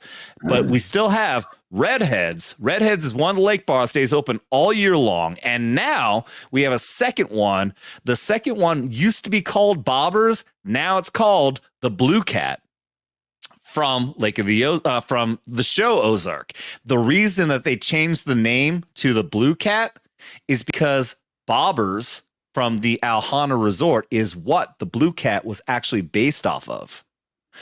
The showrunner, the guy who made the show, worked on the gas dock at Bobbers, Alhana, when he was a kid. So he designed the Blue Cat from the show based off of Bobbers / Alhana. The whole the dock that has a roof over it, like a garage, is still there. Everything about it is still there. So when the show ended, they gave him permission to change the name of the place to the Blue Cat, and now the actual sign from the show for the Blue Cat is out there. So now that's the second place. That's the second place now that's open all year long, and clearly because the tourism. Whenever you go there, people buy boat. Everyone's taking pictures of the sign and everything. So it's a very cool place. Very cool. Yeah, I love it here, dude. This place is so fucking cool, and I cannot wait. To have a meetup here. What took you from Vermont to the Ozarks? Like, how did you end up there from Vermont? It's a long question, but I'm very happy to answer that. I'm actually curious about that. Actually, so I actually started off in Arkansas. You're not a Missouri boy, are you? No, I've lived here. I grew up in Missouri. But you're not. I've lived here for I think 6 years now, which I've been told multiple times that makes me officially a local now. If you just move here and you start calling yourself a local, my God, the actual locals will get down on you. You know the fuck you're not. You ain't no fucking local. But I've been here long enough. I've been given permission to call myself a local because I've been here for so damn long now. But yeah, I've been here for 6 years. I started off in Lebanon, Missouri. I don't know if I want to tell too much of the story. Okay. But originally, I did not come to Lake of the Ozarks. I came to Lebanon originally, and before that was Arkansas. I went down to Arkansas. The reason that took me from Vermont to Arkansas was because some friends of mine, I want to say Army friends, but I didn't know them from the Army. We just had to be friends because we were all in the military. was starting up a uniform security guard company. So I went down to Arkansas to start that up. We started up the company. I was co-owner of that. I worked multiple different. I was one of our advertisement. I reached out for customers and all that kind of stuff. And then I had another business opportunity up here in Missouri. And when I was up here in Missouri, unfortunately, the security guard company fell apart. And then some shit happened with the business opportunity I had up here in Missouri. And I found myself with no place to go because I was staying at my friend's place, who's one of my business partners here. He's the one who kind of fucked me over. So I ended up coming up here where another business partner was, here at Lake of the Ozarks. That was middle of winter. I rented a condo. And eventually, I decided I wanted to get some other business taken care of, but I didn't want to get a new place. I didn't want to move anything. I bought a boat. I bought a cabin cruiser to live on. I spent an entire summer living on a 28-foot cabin cruiser. Dude, a that's bullshit, man. Like 75. I think it was a 1975 cabin cruiser. It was like, this thing was nothing fancy. It was small. You can't use the bathroom in it because I'd have to pull it out and get the thing pumped out every once. So yeah, I'd always have to walk all the way up the dock and everything. But I'll tell you what, that was a fucking cool ass summer. That was a fucking cool ass summer, dude. And the boat was a piece of shit. Like I would take it around. It has 2 engines. More often than not, only one engine will work. And anybody out there who knows boats, if you have a dual engine boat and only one engine works, that's a bitch. That is a bitch. But it was still amazing to get around on. And yeah, I won't go into all the other details. But 6 years later, I'm still here. Lake of the Ozarks, man. This is home now. That's cool. Cool story. I fucking love it. I love it. What really ended up nailing it was I finally got around to buying a condo, which is where I live now, in December of 2019. And what happened 3 months later? Yep. COVID. The condo was never meant to be a permanent home. I was actually planning on taking off because I hit the road. Actually, I will tell this part also. I hit the road with my RV and traveled around for a year and a half living in my RV. Dude, And those are my dreams, man. I want to Dude, do that I shit did so it. much, man. I did it. Yeah, I traveled in an RV for a year and a half, and the condo was only going to be a temporary living situation anytime I needed to go back and live there, and then rent it out the rest of the time. But then COVID hit. And then, thank God. Stuck. It wasn't a bad thing, though. It wasn't a bad thing because I was living in the RV. And thank God when COVID hit, I had a place. I had the condo. And because Lake of the Ozarks became infamous because of CNN and TMZ trying to make us look bad, for which, by the way, if y'all saw that video or the pictures of the parties that was happening for Memorial Day weekend, that was from a place called Backwater Jack's, which is like a 5-minute drive from me. And that made Lake of the Ozarks infamous and blew the place up. The value of my condo jumped 125% in no time because we actually had freedom. We had freedom here. Another reason for y'all to come check out Lake of the Ozarks, man. This place is so fun. It's based as fuck. Everyone here is pro-military, pro-police, pro-Trump. We've got Trump flags all over the place. I love Lake of the Ozarks, man. This place is so damn great. I love this place so much. Yeah, and the population just keeps on fucking growing. So with all of that being said, I got to go back up here. I did see this super chat up here from Ness for $20. Says, let's get one more shot in. Thank you very much for that because, yeah, I do feel like we're probably going to wrap this up.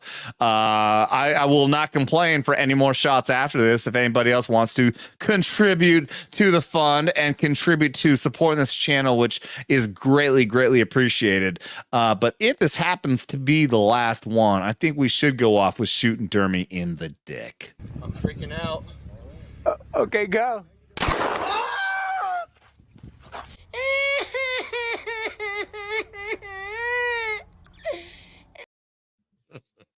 we all love to see it. Thank you so much, Ness, with a 20. Cheers.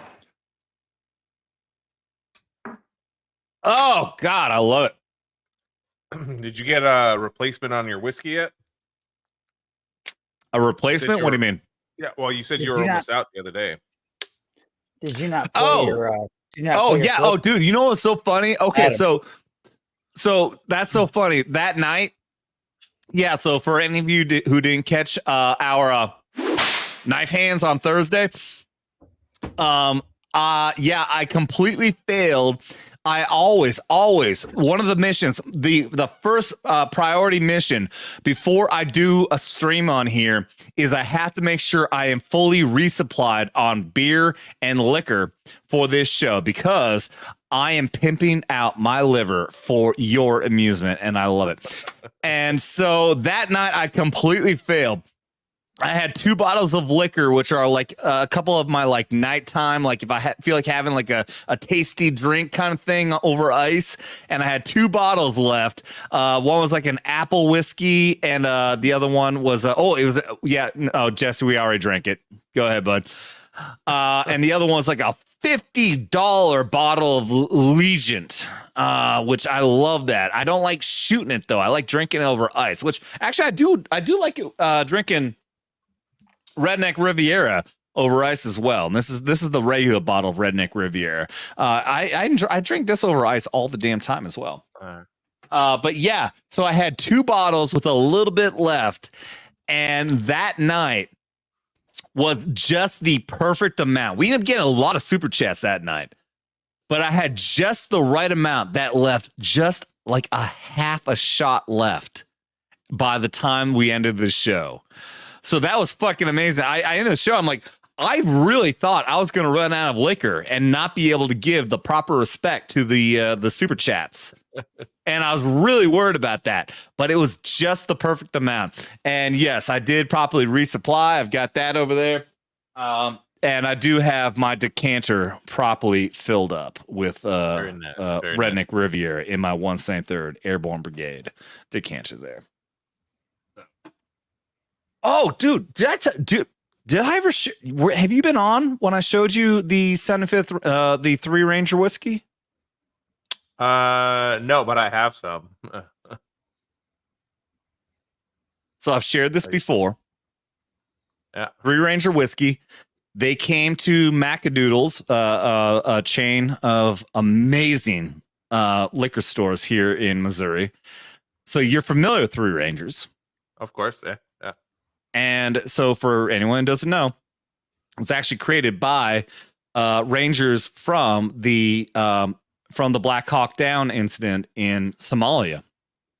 And the man who was promoting this was actually had a table promoting this, was a member of that unit, and he signed it. Let me see which battalion this was. Third battalion. Third battalion. That's yours. Third battalion. Yeah. Yeah. Oh, and it was that's right, because it was 3rd battalion that was there. That's your battalion, is it not? Yeah, there was only a couple of those guys left when I got there. My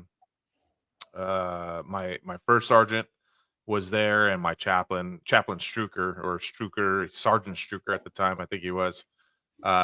He eventually became a chaplain. He was our chaplain for a little bit. And then my first sergeant Phipps, was also part of the Task Force Ranger. Was okay. Your he was an infantry sergeant. Yeah, Strucker. If you've seen the movie, he was the Strucker. He was the Humvee driver. I knew that name sounded familiar. Yeah, and he ended up becoming a chaplain. Yeah. So he became a chaplain, and he was our chaplain for a little bit, Chaplain Strucker. Holy shit! Yeah. So was he the driver for the major? Yeah. No shit. Yeah.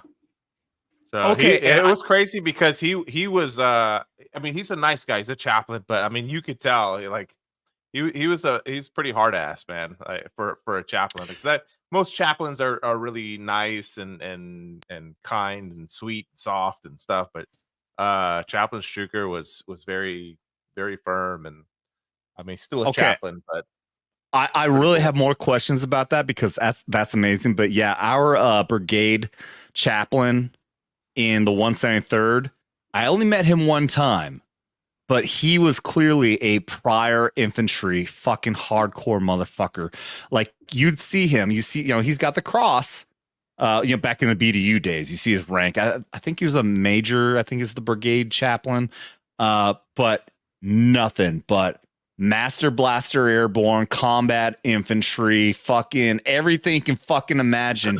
And he came in. I remember we were doing training in Grafenwehr, Germany, and he came in with a half burnt down, unlit stogie hanging off of his fucking mouth, and said we were I think we came in. I can't remember what we were looking at, but I think we shuffled our fucking shit around. With all of a sudden, he came into our fucking barracks and he goes, "Hey, what? Y'all looking at porn?" And he wasn't trying to be like, "Oh, you're gonna go to hell for that." He was he was being cool about it. He was the coolest fucking dude. Like you would never imagine. This man's a chaplain. No, he just came around. He was just doing a fucking thing to raise morale. Like he gave us our oh my God! Now I'm so upset. I can't remember Saint patron saint of Airborne. Oh shit! Okay. I don't feel so bad. Yeah, I don't remember that kind of stuff, man. The medallions, yeah, you know what I mean. About, we had these medallions. The patron saint of the paratroopers, Saint Michael, is the patron saint of the paratroopers, and every unit had a medallion. And I still have it to this day somewhere, and we would hang it on our dog tags. He just went around. That's all he was doing. He was raising morale. He wasn't trying to preach the gospel or anything like that. He was just going around to say, "What's up, guys?" And just be cool and raise morale. And my God, man. I mean, you'll so get cool. those chaplains every once in a while. We had one, Chaplain Kramer. He was one of those. Man of God. Preaching when it was appropriate, but when it came time to go on mission, I mean, he came out before we would go on the helicopters. He'd come out and do his little prayer or whatever, and it wasn't like keep us safe. It was like help us bury these terrorist heathens. That type of prayer. We're like, oh shit, nice. And he would actually come out with us on target. I mean, he would just have his pistol, like his issued pistol. But he would come out with us, and he'd kind of like put himself in the middle of the objective, like with the commander and myself and stuff. And that guy was a badass. Yeah, I miss that guy, and I love that guy a lot. That was really cool. So I know. So I watched. I watched your video. I can't remember which video it was, but you were talking, you were pointing out a lot of like you knew this person from the 75th, and this person was at my retirement ceremony and everything. It's not you were a big fucking deal. What was your position in 75th Ranger Regiment when you retired? If you don't mind my asking. I wasn't a big deal, but I was a medic. Big enough. It sounds like you had a lot of you knew big fucking people out there.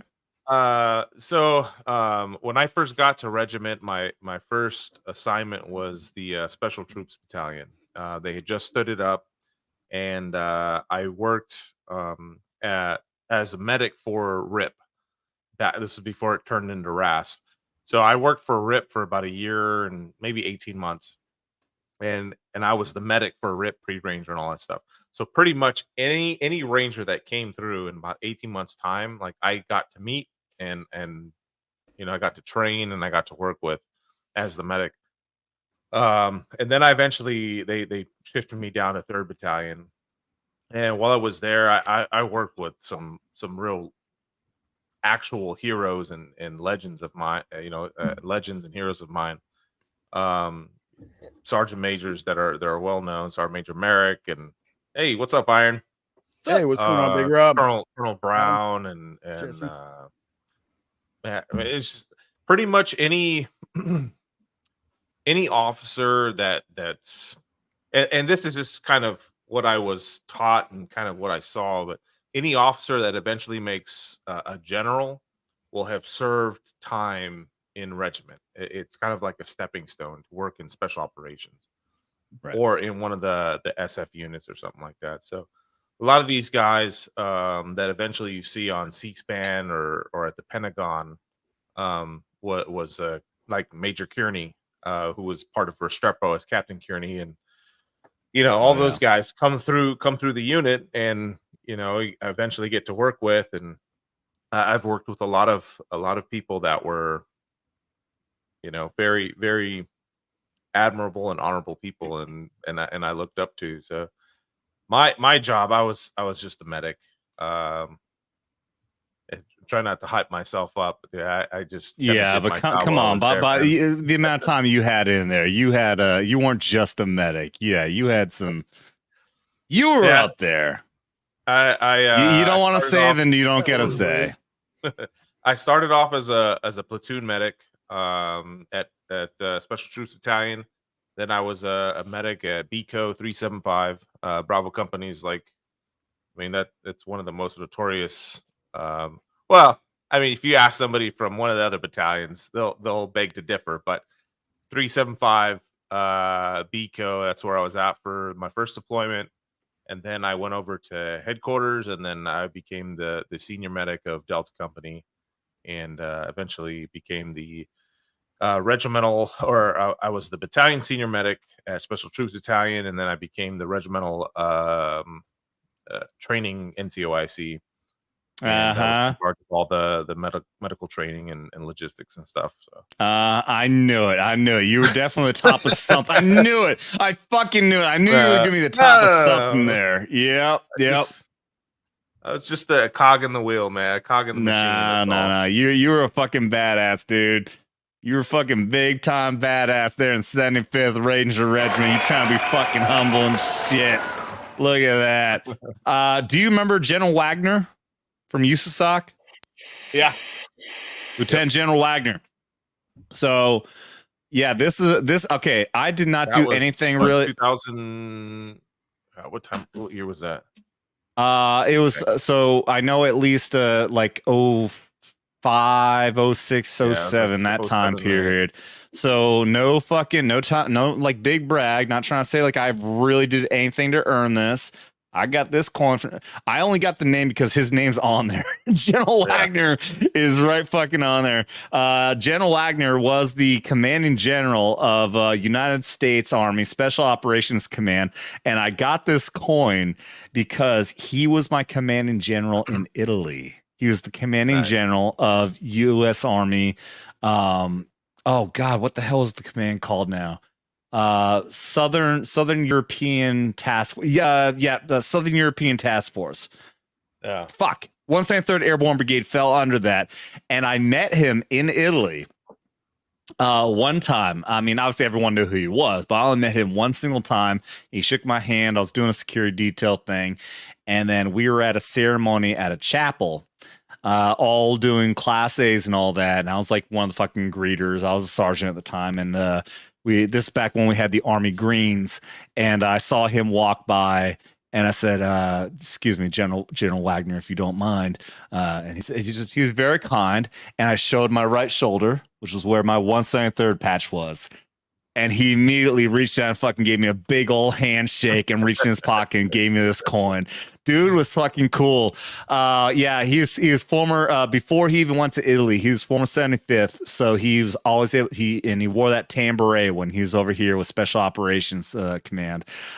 Great fucking dude, though. Great fucking dude. And this is one of my favorite coins, though, because I was very proud to serve under that dude when I was with the 173rd in Italy. And I was very proud again to have him as a command general over at Special Operations Command. And I could not believe I had the opportunity to meet him twice and then get this coin from him. So yeah, that's awesome, dude. Yeah, I've got a couple of those where the general of USAC came down and they put me in for like a recommendation to receive a coin, and I was just like kind of in awe of this general because you always hear his name, and I always see his name signature blocks on all the documents and stuff that get pushed around used to sock, and then we were overseas, and I got a couple of coins, and I was just like, man, like, dude, I just felt so humbled and fortunate to kind of be a part of this, this historical thing that was going on. But yeah, dude, what gets me is like where I used to work. I used to really appreciate and get humbled of where I was, the halls and the buildings that I walked. The people that came before me were, I mean, they made movies about, Yeah.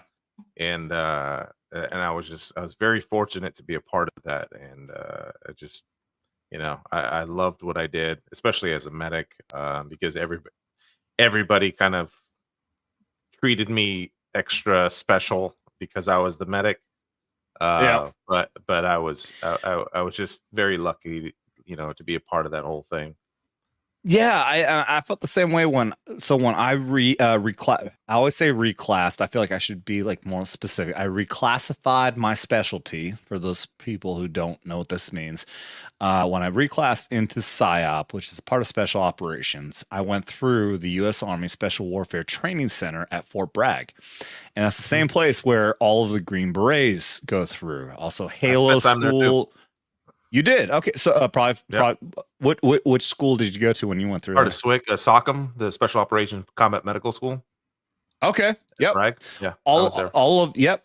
And so you know what the school looks like, and it's also very protected. I found out later that the Oklahoma City bomber actually had that school as his original target. If you didn't know that, I think it's the reason why it's heavily secured. Like there's like all these barriers and everything. They've got guard towers in place. There's not people in there. I think it's like if the security level is raised, then they have these concrete guard towers for people to be in there. But nonetheless, yeah, it's where the special forces go through, and so you know what I'm talking about when you walk around, even in the halls there, like it's all like Green Beret shit everywhere. Like there's like all his fucking memorials to all the different the different Green Beret groups and honorees of historic Green Berets and everything. And yeah, I spent I think my school was like 4 fucking months. 4 months, I think, for PSYOP and 2 months for fucking language training. I spent at Special Warfare Training Center, language training, SALT, we called it. And it was a lot of time there. But yeah, I'm like, I'm training for PSYOP. Like, I don't feel, I'm not worthy to be here. I mean, this is like you're saying, like hallowed halls. Like this is where like real fucking true heroes go like train here.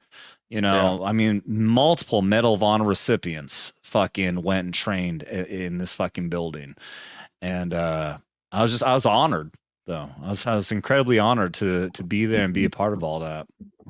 Yeah, for sure. That's all I can say. Yeah, the guys that, especially in the medical field, the guys that came before me, I mean, they kind of set like pre-GWAT the medical field, as far as I understood it, because I was a tanker before. I mean, it was very primitive, and because of the guys in my unit that came before me, Doc Donovan and Sergeant Major Montgomery and Colonel Cotwell, all these guys kind of designed the whole medical program as you know it today, like the TCCC and all that. Like they were a part of that development, and those guys were my teachers, and so that was kind of really cool to be a part of that shit. And now, I mean, it's trickled down to special forces and the rest of the military, kind of across all the branches. But I mean, that they were the the godfathers, or the first ones to kind of develop all of these medical TTPs and stuff. So it was really cool, and I was very fortunate to be a part of all that shit. Iron Oxide, I'm sorry, dude. It's like the same thing on Thursday. Like you're sitting there, like we're having this Army conversation, and I know you have nothing to do. Chime in. I apologize. Man, I enjoy listening. I got the invite. I was like, oh fuck yeah. No, this is actually a lot more interesting conversation over on MSK's that I just got off of. He was trying to get us all to rate women's attractiveness by race. So I almost spit my beer out.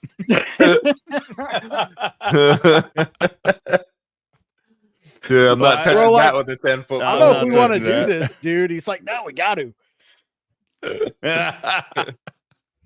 Rob, what race are you again? You like you Polynesian and some shit? Who, me? Yeah. No, man, I'm so half Mexican, half Puerto Rican. Oh, okay. I think we just made the joke that you look like Jason Momoa. Jason Momoa, yeah. Yeah. Okay. I don't think we ever actually got around to hearing what race you actually are. No, my Atlantean. father's side is all Puerto Rican. On my mother's side, Oh, look at your arm too. Wait, show your arm off. Show that. Yeah, dude, you are Jason Momoa. Look at that shit.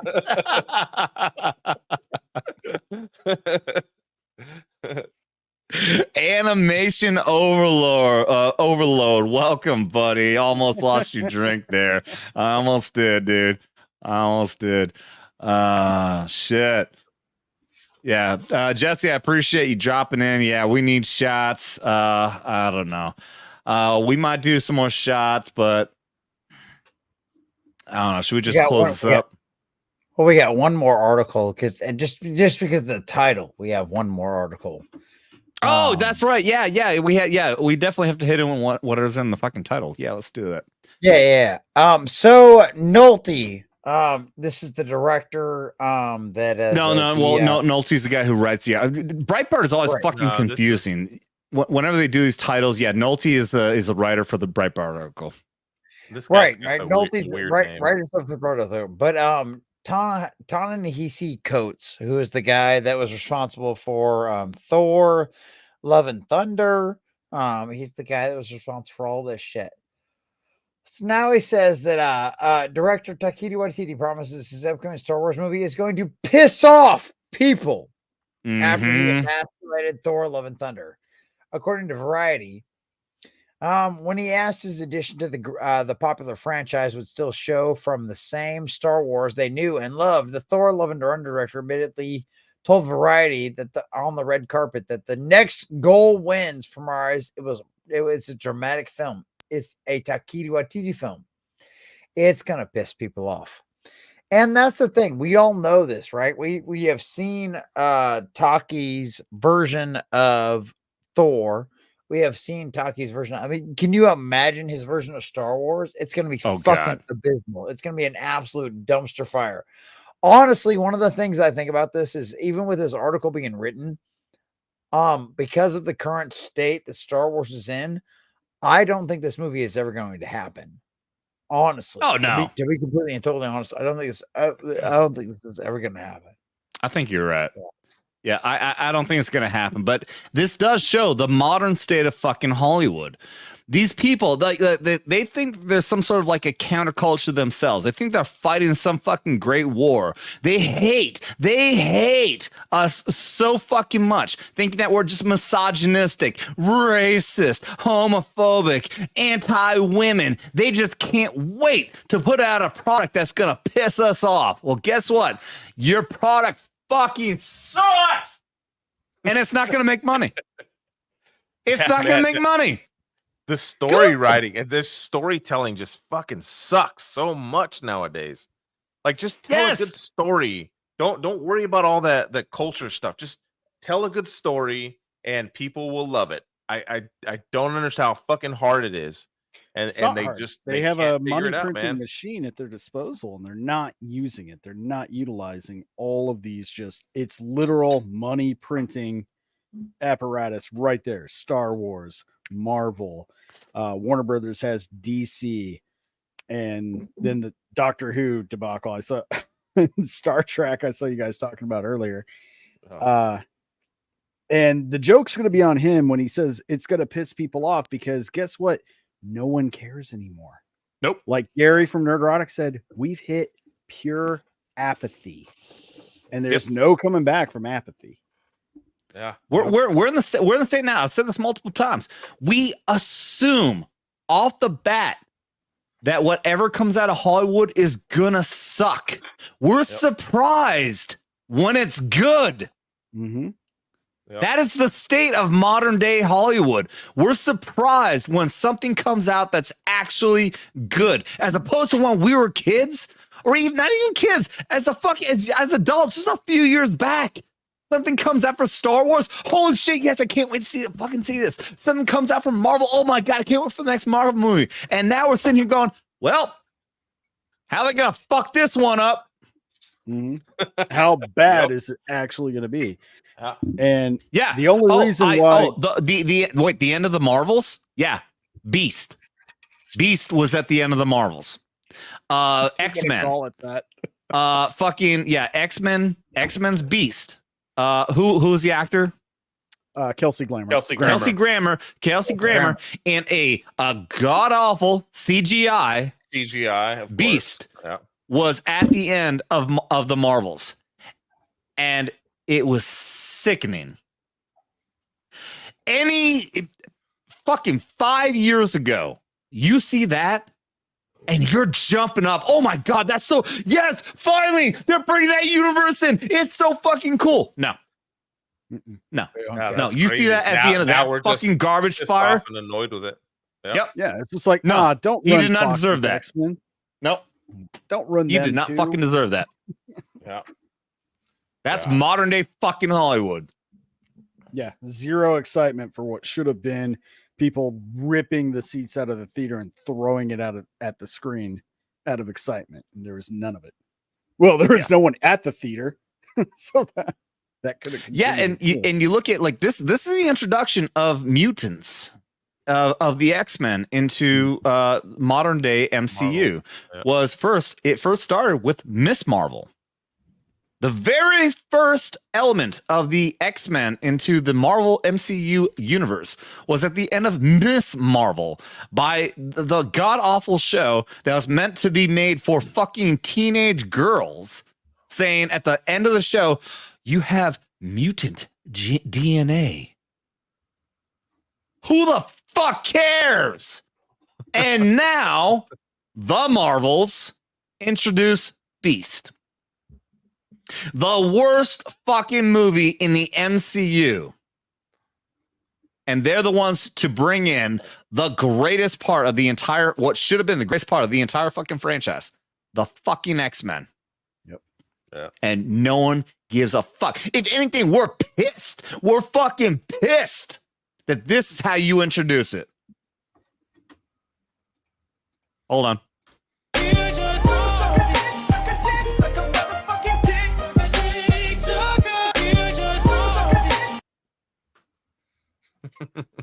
Fucking hate it. Mm-hmm. Yeah.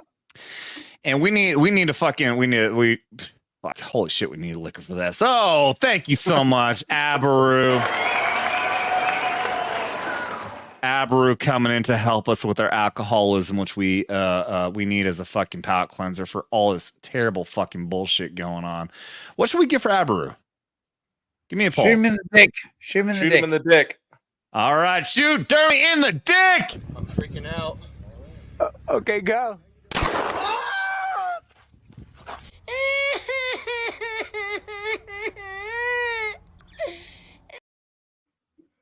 Love to see it. Thank you, Abaru, for what's likely to be the last shot of the night. Appreciate it, buddy.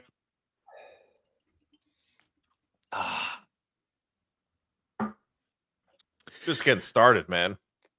Last shot. Last shot on the show. Yeah, believe me, I know it's probably not my last drink of the night. Rob, did you have already buzzed on there when the show started, or did you change that? I changed it. Yeah. Okay. All right. Well, I appreciate you playing along with the drinking game, man. No surprise that fucking Ranger's gonna fucking play along with the drinking game. I am not surprised at all by that. Oh, fuck. Who should we? Is there anything else we can talk about that article there, Jesse, or is that pretty much it? I think that's probably about it. I mean, that article. I mean, Jesus. I don't know how. I don't know how we go any farther because how much more can we expand upon that? It's just no fucking surprises. People, they don't respect the product. They don't respect the fans. They just have an agenda to put out there, and they're willing to piss people off. They want. He's happy to say this is gonna piss people off, and he laughed. Apparently, I didn't actually watch the video, but he giggled. This is gonna piss people off. Wait.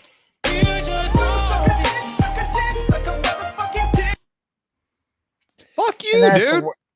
And that's the worst part. And we're gonna fucking laugh and giggle when your fucking bullshit product makes Disney lose hundreds of millions of fucking dollars. Sorry, Jesse, what are you gonna say?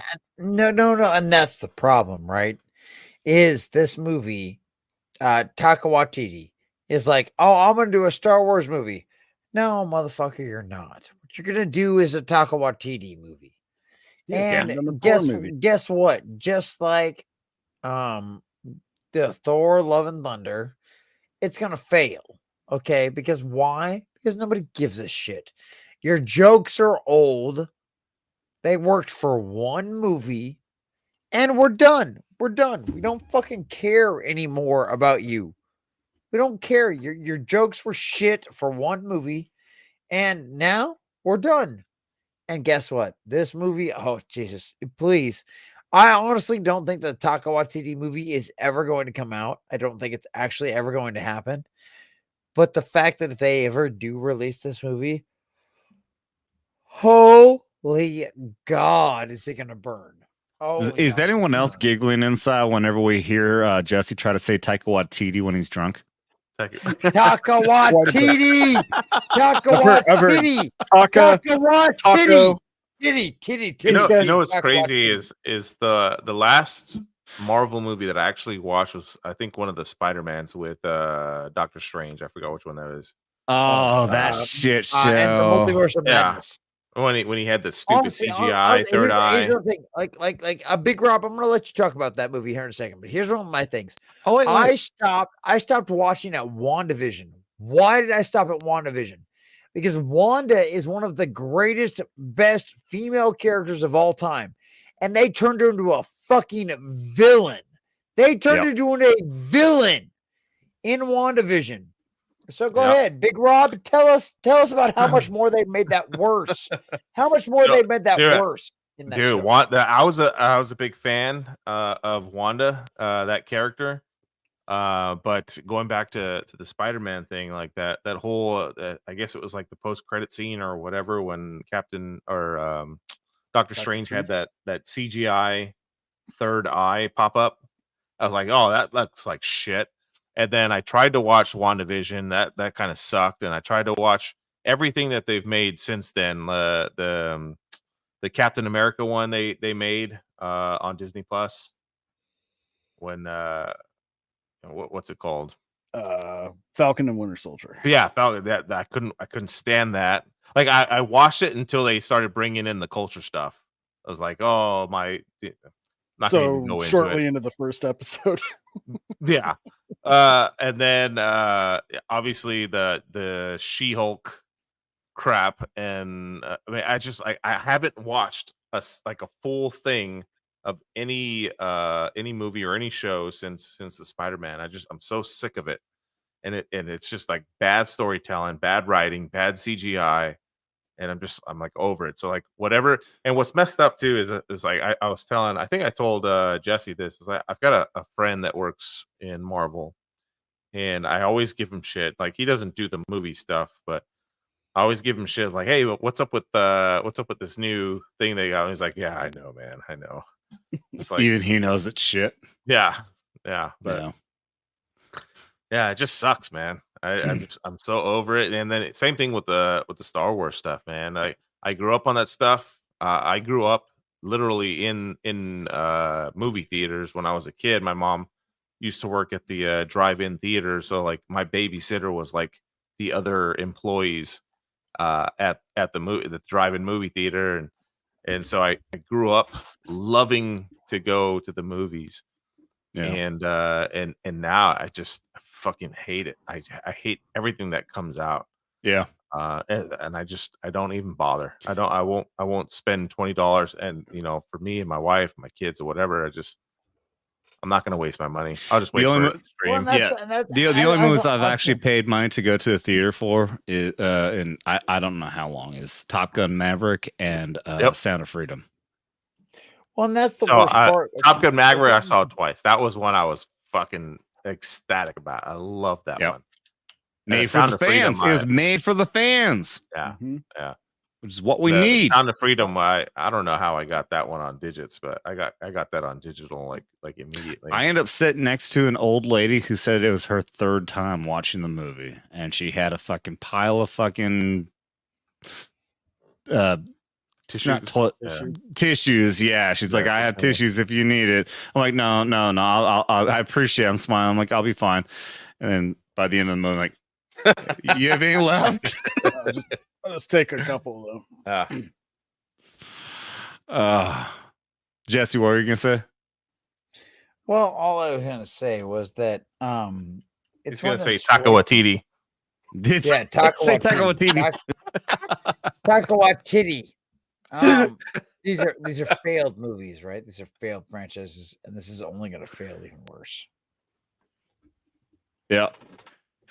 It's all dead. It's all dead. Star Wars is dead. Doctor Who is dead. Star Trek is dead. They've killed everything we love.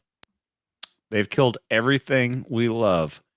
They've taken they're taking over everything. They are a fucking virus. They've taken over fucking the news, mainstream media, the universities. They've taken all over, turned into shit, making people dumber, turn people into fucking zombies. It's all done. But it can come back. It'll come back. I am still, as Dan Bongino says, I am long on the USA, which means I have faith that this country can come back. But the biggest thing we need is the election next year to fucking turn in our favor. God dang, the fucking black pill people out there. I'm sorry, I love all of you, but if any of you watch out there and you're too black pill and saying, oh, it doesn't matter, we're gonna fucking lose, you're the problem. I'm gonna tell you right now, I'm gonna be nice about it, but I'm gonna say, if you're being black pilled and say it doesn't matter, we're still gonna lose because the system is rigged, you're the problem. Change that attitude.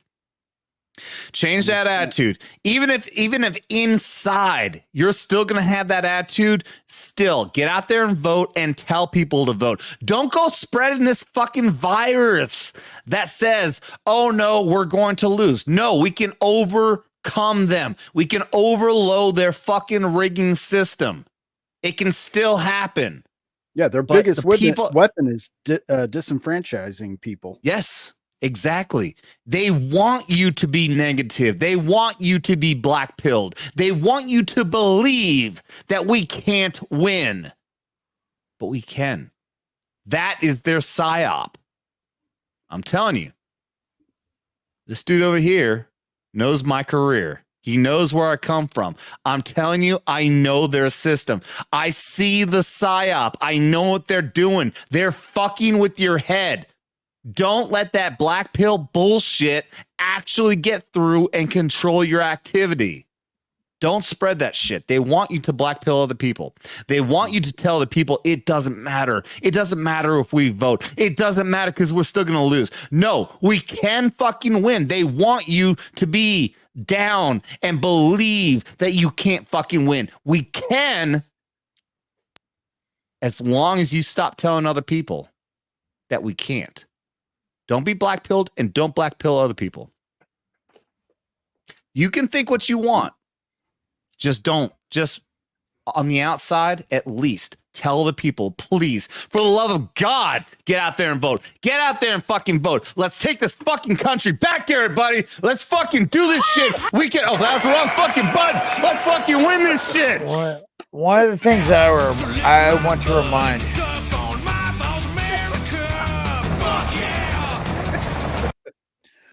One of the things that I remind everybody is 3%. 3% is all that has ever been able to warn a chat. 3%. That's all. That's all you got to do is overcome 3%. If you can overcome 3%, 3% is all that won the fucking Revolutionary War, man. It can fucking happen. That being said, Iron, were you gonna say something? Oh no, man, I'm good. Okay. Iron looks wide awake, man. He does look wide awake. Unfortunately, I think we got to close this show up though. It's cool. I got a video to edit anyway, so I'm good to go. You want to edit my videos for free? I'd appreciate it. All right, we'll talk. Let's go ahead and close this shit up, guys. I appreciate the fuck out of everybody. This has been a great conversation. Yeah, I got on my soapbox there, but I think that's pretty much what people really like me for is my soapbox shit. And I appreciate the fuck out of everybody who appreciates that. Let's start down. Big Rob. You got to get that song. What is the extra song? It's not Big Rob. What is the song that they do? Big Bob. Something. Big John. Something. Big John. Big John. We're going to have to do a song that's like Big Rob. Thanks for having me again, man. I really appreciate it. It's a lot of fun talking with you guys. You can find me on YouTube and Rumble at Big Rob 99, and then on Twitter. I love to talk shit. I love to troll. And it's RGR_Bob. And basically just cover veteran stuff or basically culture and politics from a veteran's perspective. You know, thanks again for having me, man. I really appreciate it. Oh yeah, dude. Appreciate the fuck out of you, man. I'm about to drop your link in the motherfucking chat because you definitely deserved some follows. Your videos, yeah, you don't have a lot of videos out, but I'll tell you, dude, yeah, I like the videos you're putting out, dude. I don't know if I told you I told you before, but I'm new to social media. Like literally in the last 3 years, I think that's kind of when I've joined modern technology. So I'm kind of figuring all this shit out, learning how to talk to a camera and all of that. So I appreciate it, and you know, as I get used to it all. Well, for somebody who's just figuring out, you're doing a pretty good fucking job at it, dude. Hell yeah, you're nailing it, bro. Appreciate it, man. You got it, man. You got it. Yeah, you're in, dude. You're a regular part of the channel now. You got it. Everybody in chat, let me know if you want to see more Big Rob on the motherfucking channel. And also Iron Oxide. I love seeing you pop in, dude. I know I do. Again, I feel bad. Like the last 2 times you've been here, last Thursday, like there's like nothing. Like you're so quiet. You didn't have anything to chime in with. But thank you, man, for being here, buddy. Oh, anytime, man. Thanks for having me. I like listening to old war stories and shit like that's fascinating. Very interesting topics. Much more intellectual than where I just came from. Well, I appreciate that because I don't think Skinemax Saturday was really ever intended to be intellectual by any way, shape, or form, but I appreciate it. All right, thanks for being here, buddy. If you got any links, go ahead and drop it in the private chat. We'll share it if you want. You guys can follow me on Twitter, and I'm gonna have my YouTube and Rumble first video dropping this weekend. By the end of tomorrow, tentatively. And you can find me on MSK. Subscribe over to my Rumble. I occasionally hang out with Jesse. Subscribe over to him on Rumble. And thanks for having me. Absolutely. Thank you very much, buddy. I'm about to drop our Rumble channel, by the way, as well. Be sure to drop in and check out the Rumble Vets Talking. As I always say, drop the G and you'll find me fucking everywhere. No shit. If you just put in Vets Talking, no G at the end, on a fucking Google search, and you'll find all of our shit. It'll be right at the fucking top. I wasn't even thinking about that. It works out fucking perfect. So you can always check out Vets Talk and drop the G, and you will actually find me fucking everywhere. Instagram, Google, Rumble, all that shit. And you should also check out Jesse, the Common Nerd over on Rumble. He definitely needs it. Do check out my co-host with the most, the producer of this fucking channel, the amazing one and only Jesse the Common Nerd. Thank you. Who's very fucking drunk right now. Yes, I am. He's still drinking all that vodka. You guys have given me a lot of vodka tonight, and I appreciate that. What kind of vodka are you drinking over there, Jesse? I'm drinking Dripping Springs. This is Texas it's not vodka. that cheap shit from Avies, huh? Oh, the plastic bottle with the camouflage label. No, I'm not that fucking retarded. So please come follow me over on the Rumble. Become a member. Become a member over on Rumble. Come follow me on Twitter. You can follow me on Twitter. You can talk to me on Twitter. That's one of the best parts. Come talk to me on Twitter. Chai is a great person. Come talk to me Chai, on thank you Twitter. so much. I'm seeing all the compliments on here. You're amazing, Chai. Thank you. So thank you guys so very much for being here. I mean, my God, you guys know that I love. This channel is great. I love Vets Talking. And yeah, I'm extremely wasted. I'm gonna go to bed here shortly. But if anybody wants to keep me up, I'll be on Twitter for a little while. So thank you guys. Thank you. I'll be on Twitter for a while too, brother. Tim, no, we're not going to keep this going. It's been 3.5 hours. We're going to wrap this up. Yeah, when it comes to like going Rumble exclusive, that's definitely more for Knife Hands. That's when we talk the really controversial shit. Again, reminder to everyone, if you're just on here and you didn't hear it earlier, Knife Hands will be exclusively on Rumble next Thursday. We're going to work something out. Me and Jesse are working out. Possibly going to be streaming through his fucking EV. Can't remember what it's called. Different fucking service. So we can actually highlight the Rumble chats. But remember, everyone, come check out Vets Talking on Thursday on Knife Hands on Rumble exclusive. So that being said, thank you guys so much. Yes, Rob will be back. We do love Rob. Yeah. Rob is fucking amazing. Thank you so much for being here, man. You've been fucking amazing. Even though you are like a milquetoast version of fucking Jason Momoa. I know. So I meant that to be like a joke, and all of a sudden, it's me as I'm saying it, like this actually just sounds really fucking insulting. No, Rob, you're fucking amazing. You're actually much more badass than Jason Momoa because he's a fucking faker, dude. He's a faker fucking badass. That guy's actually a fucking little bitch. Fuck that fucking little motherfucker. And while I'm getting all fucking pissed off with that shit, this is gonna be my closing fucking discussion. Thank you guys, everybody out there, for being here. I do love every single one of you. You guys have been amazing tonight. Thank you for all the memberships, the members out there. I've been saying this so long. You guys are keeping the fucking lights on. Thank you so much for all the memberships.